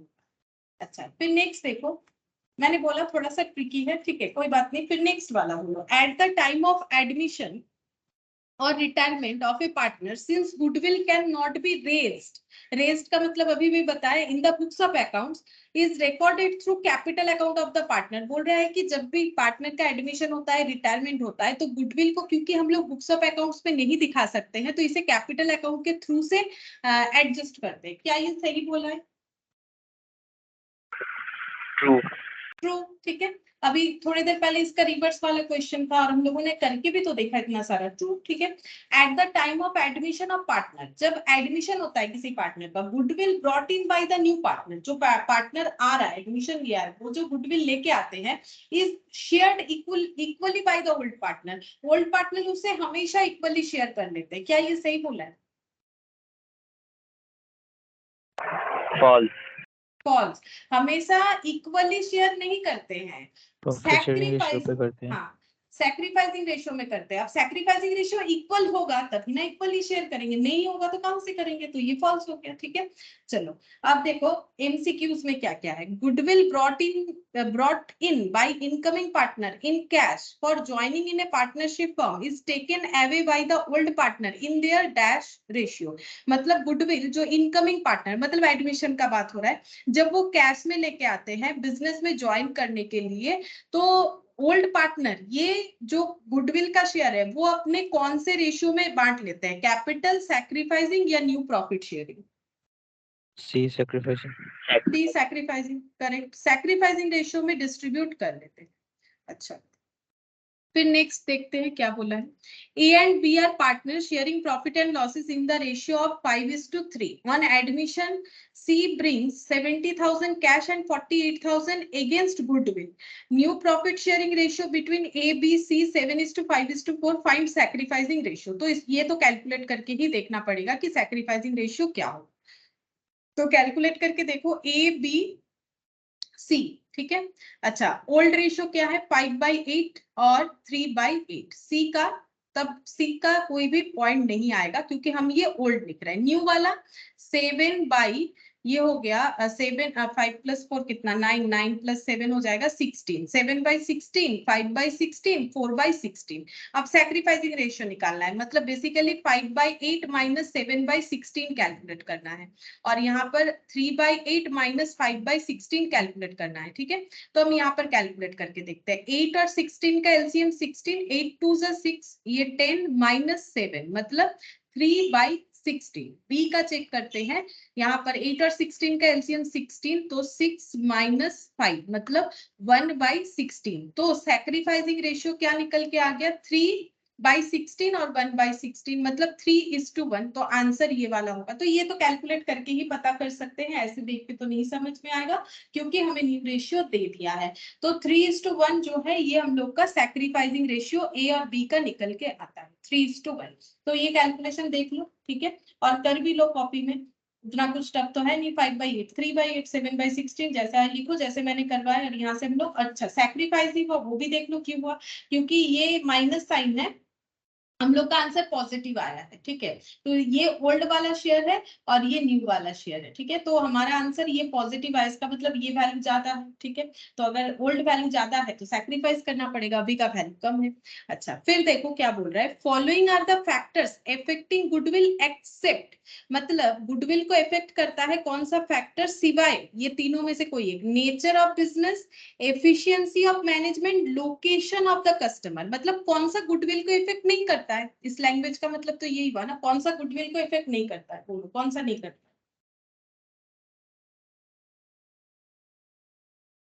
बोलो कौन सा गुडविल को इफेक्ट नहीं करता है। Location of customers. हाँ, क्योंकि कस्टमर के लोकेशन से हमारा क्या लेना देना, कस्टमर का घर कहाँ है उससे बिजनेस को कोई फर्क नहीं पड़ता है, ठीक है। कस्टमर तो अलग अलग जगह से आएंगे अगर बिजनेस अच्छा है तो, ठीक है। तो ये सी इसमें। Weighted average method of calculating goodwill should be followed when, अब देखो क्या बोल रहा है कि वेटेड एवरेज मेथड, ये भी दे पाओगे आंसर तुम लोग, अच्छे से थोड़ा सा याद करो। वेटेड एवरेज मेथड हम लोग कब यूज करते हैं गुडविल को कैलकुलेट करने के लिए, हाँ बोलो कौन सा होगा। Option A.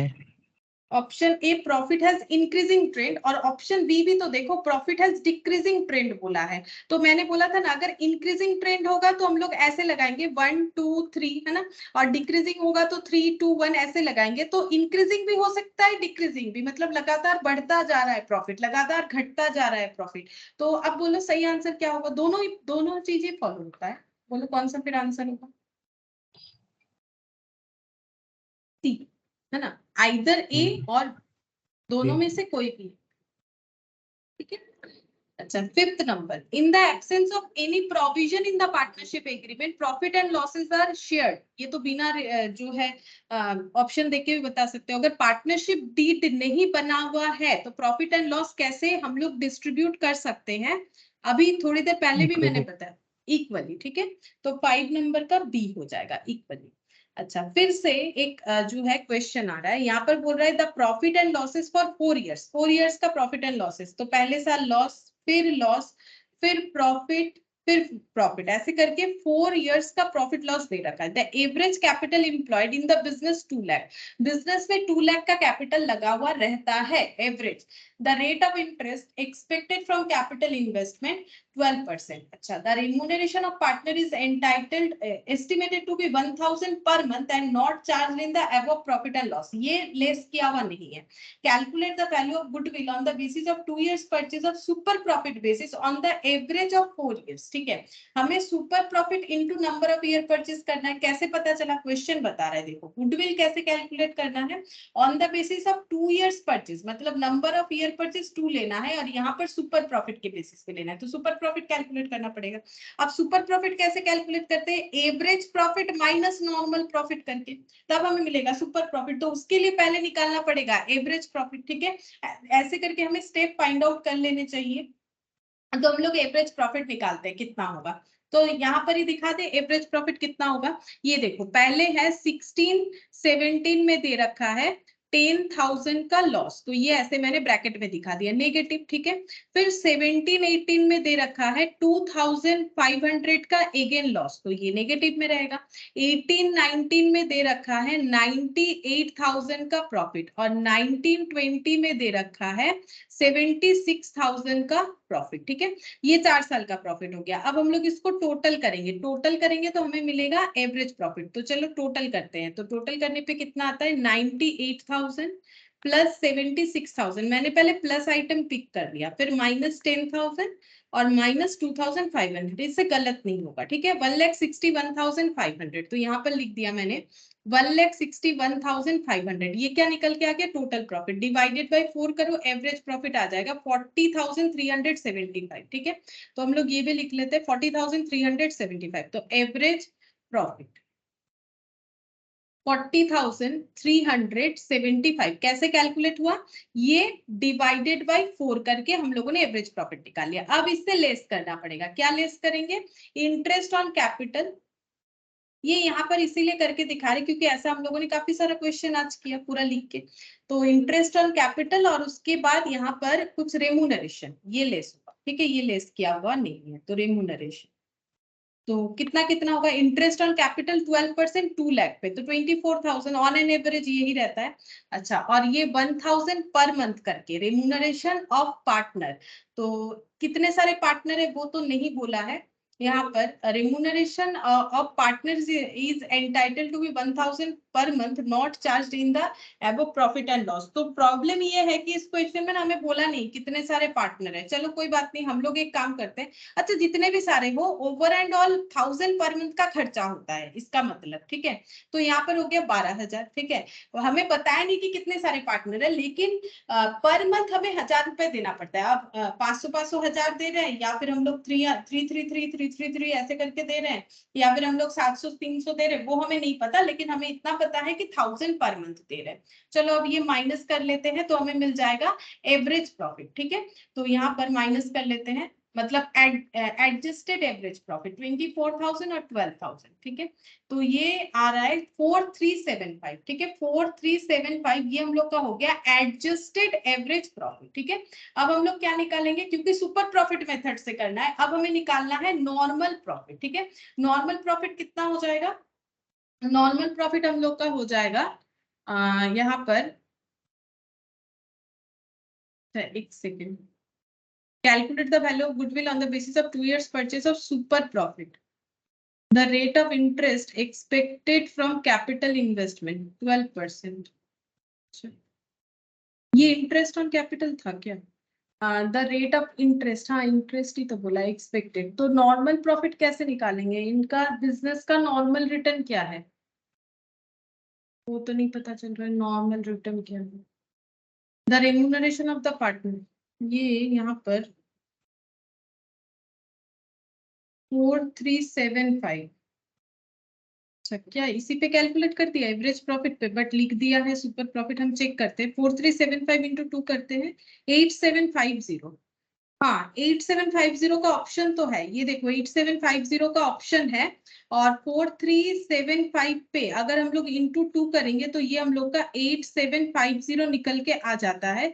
लेकिन एक चीज मुझे नहीं समझ में आया, एक सेकेंड, यहाँ पर मैंने लैंग्वेज गड़बड़ किया है, प्रॉफिट एंड लॉस जो है वो लॉस इतना है, ये इतना है, profit profit, the average capital employed in the business 2 lakh, the rate of interest expected from capital investment, अच्छा मतलब यही नॉर्मल रिटर्न है। अच्छा थोड़ा सा मेरे से गलत हो गया, ये देखो ये मैंने इंटरेस्ट ऑन कैपिटल सोचा था, बट ये इंटरेस्ट ऑन कैपिटल नहीं है, मतलब ये पॉइंट यहाँ पर नहीं आएगा, इसका मतलब ये पॉइंट यहाँ पर नहीं आएगा, सिर्फ रेम्यूनरेशन माइनस कर देंगे तो अलग आएगा आंसर, ठीक है। तो ये देखो यहाँ पर अगर हम लोग सिर्फ रेम्यूनरेशन, ये इंटरेस्ट ऑन कैपिटल नहीं है, ये नॉर्मल रिटर्न बोला है, ठीक है।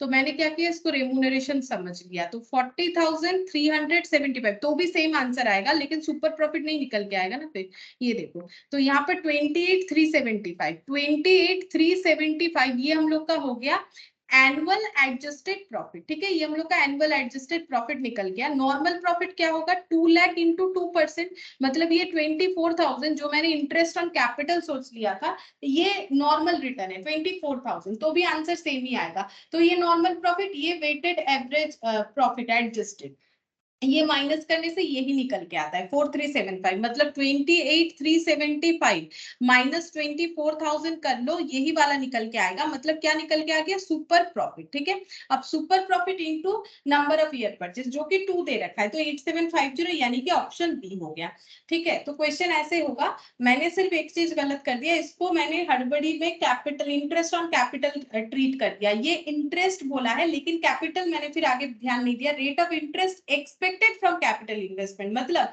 अगर कोई 2 लाख रुपए लगाता है तो उसे 12% रिटर्न मिलेगा, जो कि नॉर्मल रिटर्न है, तो नॉर्मल प्रॉफिट हम लोग निकाल सकते हैं। तो नॉर्मली लोग 24,000 कमा सकते हैं, ये कमा रहे हैं 28,375, एक्सेस कमा रहे हैं 4375, और ये एक्सेस अगले 2 साल के लिए ये देख सकते हैं, तो इसीलिए इनका गुडविल निकल के आता है 8750। तो ये आंसर हो जाएगा 8750। ठीक है, तो ये थोड़ा सा यहाँ पर गलत हो गया था, इसको सही करो। And last question number 7।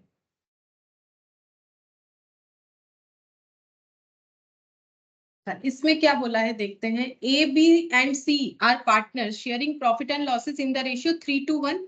They decide to change their profit sharing ratio 2:1। ठीक है, मतलब ना तो एडमिशन, ना तो रिटायरमेंट, ना तो डेथ, ना तो बिजनेस बंद, ना तो बिजनेस को बेच रहे हैं, ये सिंपल प्रॉफिट शेयरिंग रेशियो का चेंजेस हो रहा है। तो ए बी सी का पहले का रेशियो था 3/6, 2/6, 1/6। अभी जो ये ओल्ड है, और अभी जो रेशियो बना है वो है 2:1, मतलब 2/5, 2/5 और 1/5। ठीक है, to give effect to new profit sharing ratio they decide to value goodwill at 30,000। इन्होंने 30,000 पे गुडविल को वैल्यू किया। Pass necessary journal entries if goodwill not appearing in the old balance sheet and should not appear in the new balance sheet. बोल रहा है कि goodwill ना तो पुराने बैलेंस शीट में था, मतलब पुराना यानी जब इनका बिजनेस का प्रॉफिट शेयरिंग रेशियो 3:1 था, अभी नया बिजनेस में भी ये लोग अपना गुडविल को बैलेंस शीट में नहीं दिखाना चाहते, तो एडजस्टमेंट कैसे होगा। फिर भी अगर गुडविल का वैल्यू इन्होंने कर लिया है 30,000, अब 30,000 बैलेंस शीट पे तो नहीं दिखा सकते, तो क्या करना पड़ेगा, पार्टनर कैपिटल अकाउंट के थ्रू से एडजस्ट करना पड़ेगा। अब एडजस्टमेंट कैसे होगा, नया प्रॉफिट शेयरिंग रेशियो बनने पे जिसका गेन हो रहा है और जिसका सैक्रिफाइस हो रहा है वो हमें चेक करना है। तो जिसको गेन होगा वो दूसरे पार्टनर को कंपेंसेट करेगा, वो पार्टनर को जो सैक्रिफाइस कर रहा है। तो चेक करते हैं 3/6 माइनस 2/5 कितना होता है, 15 माइनस 12, तो 3/30। अच्छा, इस पे चेक करते हैं 2/6 माइनस 2/5, तो ये हो गया 30, 10 माइनस 12, तो ये हो गया -2/30, ये माइनस आ गया। ठीक है, और ये 1/6 माइनस 1/5, तो ये 5 माइनस 6, मतलब -1/30। अब सोचो किसका गेन है और किसका सैक्रिफाइस है, क्योंकि मैंने किया है ओल्ड माइनस न्यू। ठीक है, तो इसमें आंसर पॉजिटिव आया, मतलब ओल्ड वैल्यू ज्यादा रहा होगा क्योंकि इसका ही साइन पॉजिटिव है, तो इसका होता है गेन। ये कौन है, ए, और बाकी का नेगेटिव आया, तो इन दोनों का होता है सैक्रिफाइस। तो ए का गेन है, बी और सी का सैक्रिफाइस है, तो बी और सी को जो है पैसा मिलेगा, तो 2B 2C। ठीक है, 2B is capital, 2C is capital. ठीक है, इन्हें मिलेगा, क्या मिलेगा, गुडविल का शेयर। कैसे कैलकुलेट करेंगे, 30,000। ठीक है, तो जो गेन करेगा उन्हें लाना पड़ेगा, तो वो कितना लाएंगे, उनका जितना प्रॉफिट शेयरिंग रेशियो है 2/5। ये 2/5 चेंज होने पे हो रहा है ना, 3/6 पे मत कर दो। जब नया पार्टनर आता है तब क्या करते हैं, उनका जो नया शेयरिंग रेशियो होता है उसी पे कैलकुलेट करते हैं ना, जस्ट लाइक दैट, कि ए का 2/5 हो रहा है तभी ना गेन हो रहा है, तो 2/5 अगर प्रॉफिट लेना है तो गुडविल का शेयर लाना पड़ेगा जो वैल्यूएशन किया गया है। तो 6,000 इंटू 2 12,000 हो गया, तो 12,000 लाना पड़ेगा ए को, तो ए कैपिटल अकाउंट डेबिट हो जाएगा 12,000। ठीक है, 12,000 हो जाएगा, और ये अपने सैक्रिफाइसिंग रेशियो में, अच्छा मैंने गलत कर दिया, देखो ये पुराना वाला ज्यादा था, ये कम, ये लो, तुम लोग कुछ नहीं बोल रहे, मैंने तो उल्टा कर दिया। ये तो सैक्रिफाइस है ना, ये सैक्रिफाइस है, क्योंकि इनका पहले ज्यादा था अभी कम है, और इनका पहले कम था अभी ज्यादा है, तभी तो आंसर माइनस में आया। ये दोनों का गेन है, हम उल्टा किए जा रहे, तुम लोग भी नहीं बोल रहे, इनका गेन है, बी और सी का गेन है, तो बी और सी को पे करना पड़ेगा। B is capital, C is capital, 2A capital. ठीक है, 2A कैपिटल, ए को ये लोग देंगे, तो बी कितना शेयर देंगे, बी उतना ही शेयर देंगे जितना इनके प्रॉफिट शेयरिंग रेशियो, मतलब इनके सैक्रिफाइसिंग रेशियो के बेसिस पे होगा, गेनिंग रेशियो के बेसिस पे, सॉरी, तो 2:1, तो ये कितना हो जाएगा 30,000 इंटू 2/30,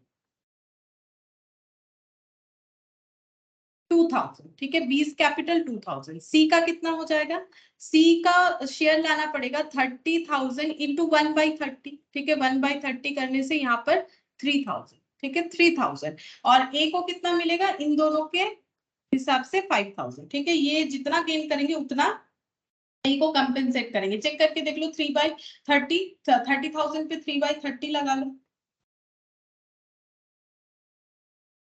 सॉरी ये 5 है, नहीं 3 है, 3/30 है। हाँ तो 3/30 होने से ये 5000 तो नहीं, ऐसे करके कैलकुलेट नहीं होगा।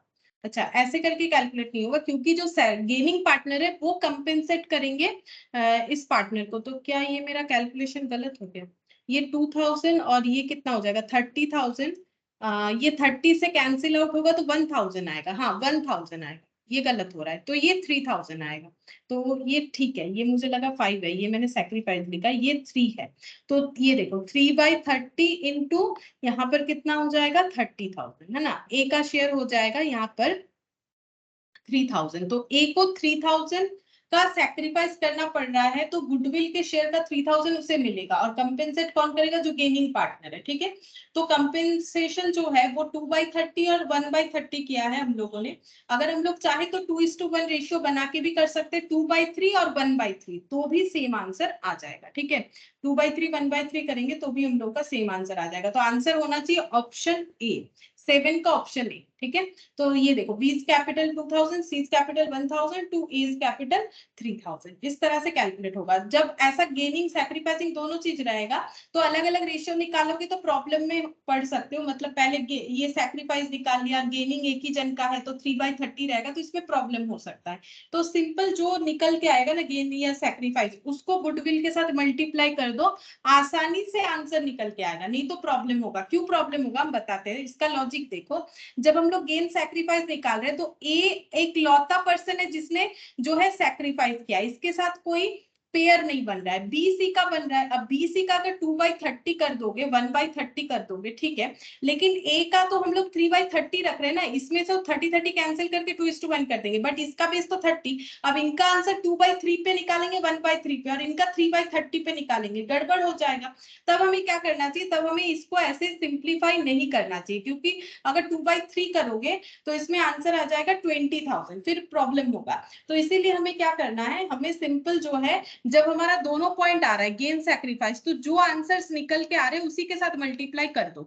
तो ए को मिलेगा 3/30 शेयर ऑफ गुडविल का, उसने सैक्रिफाइस किया है 3/30, तो सिंपल 30,000 पे 3/30 3000, और इनका नेगेटिव है, इन्होंने गेन किया है, तो share of goodwill into 2/30 and share of goodwill into 1/30, तो आंसर निकल के आ जाएगा 2000 1000। ठीक है, तो इस तरह से कैलकुलेट करोगे जब भी हमारा एक जैसा चीज नहीं आ रहा है। ठीक है, मतलब कुछ पार्टनर का गेन सैक्रिफाइस, तो इससे आसानी से निकल के आएगा, नहीं तो फिर रेशियोज वगैरह चेंज करना ये बहुत ही प्रॉब्लमेटिक हो जाएगा। तो इस तरह से हम लोग कैलकुलेट करके देख सकते हैं। ठीक है, तो ये देखो, ये हमारा ट्रीटमेंट ऑफ गुडविल जो है ये फुल्ली कंप्लीट हो गया। ठीक है, ट्रीटमेंट ऑफ गुडविल वाला जो पोर्शन था ये हम लोग का पूरा कंप्लीट हो गया, इसमें और कुछ भी बाकी नहीं है। मैंने सारे क्वेश्चंस करवा दिए, ऐसा कोई भी क्वेश्चन नहीं है जो हम लोगों ने नहीं टच किया हो। ठीक है, नेक्स्ट क्लास से हम लोग एडमिशन स्टार्ट कर लेंगे।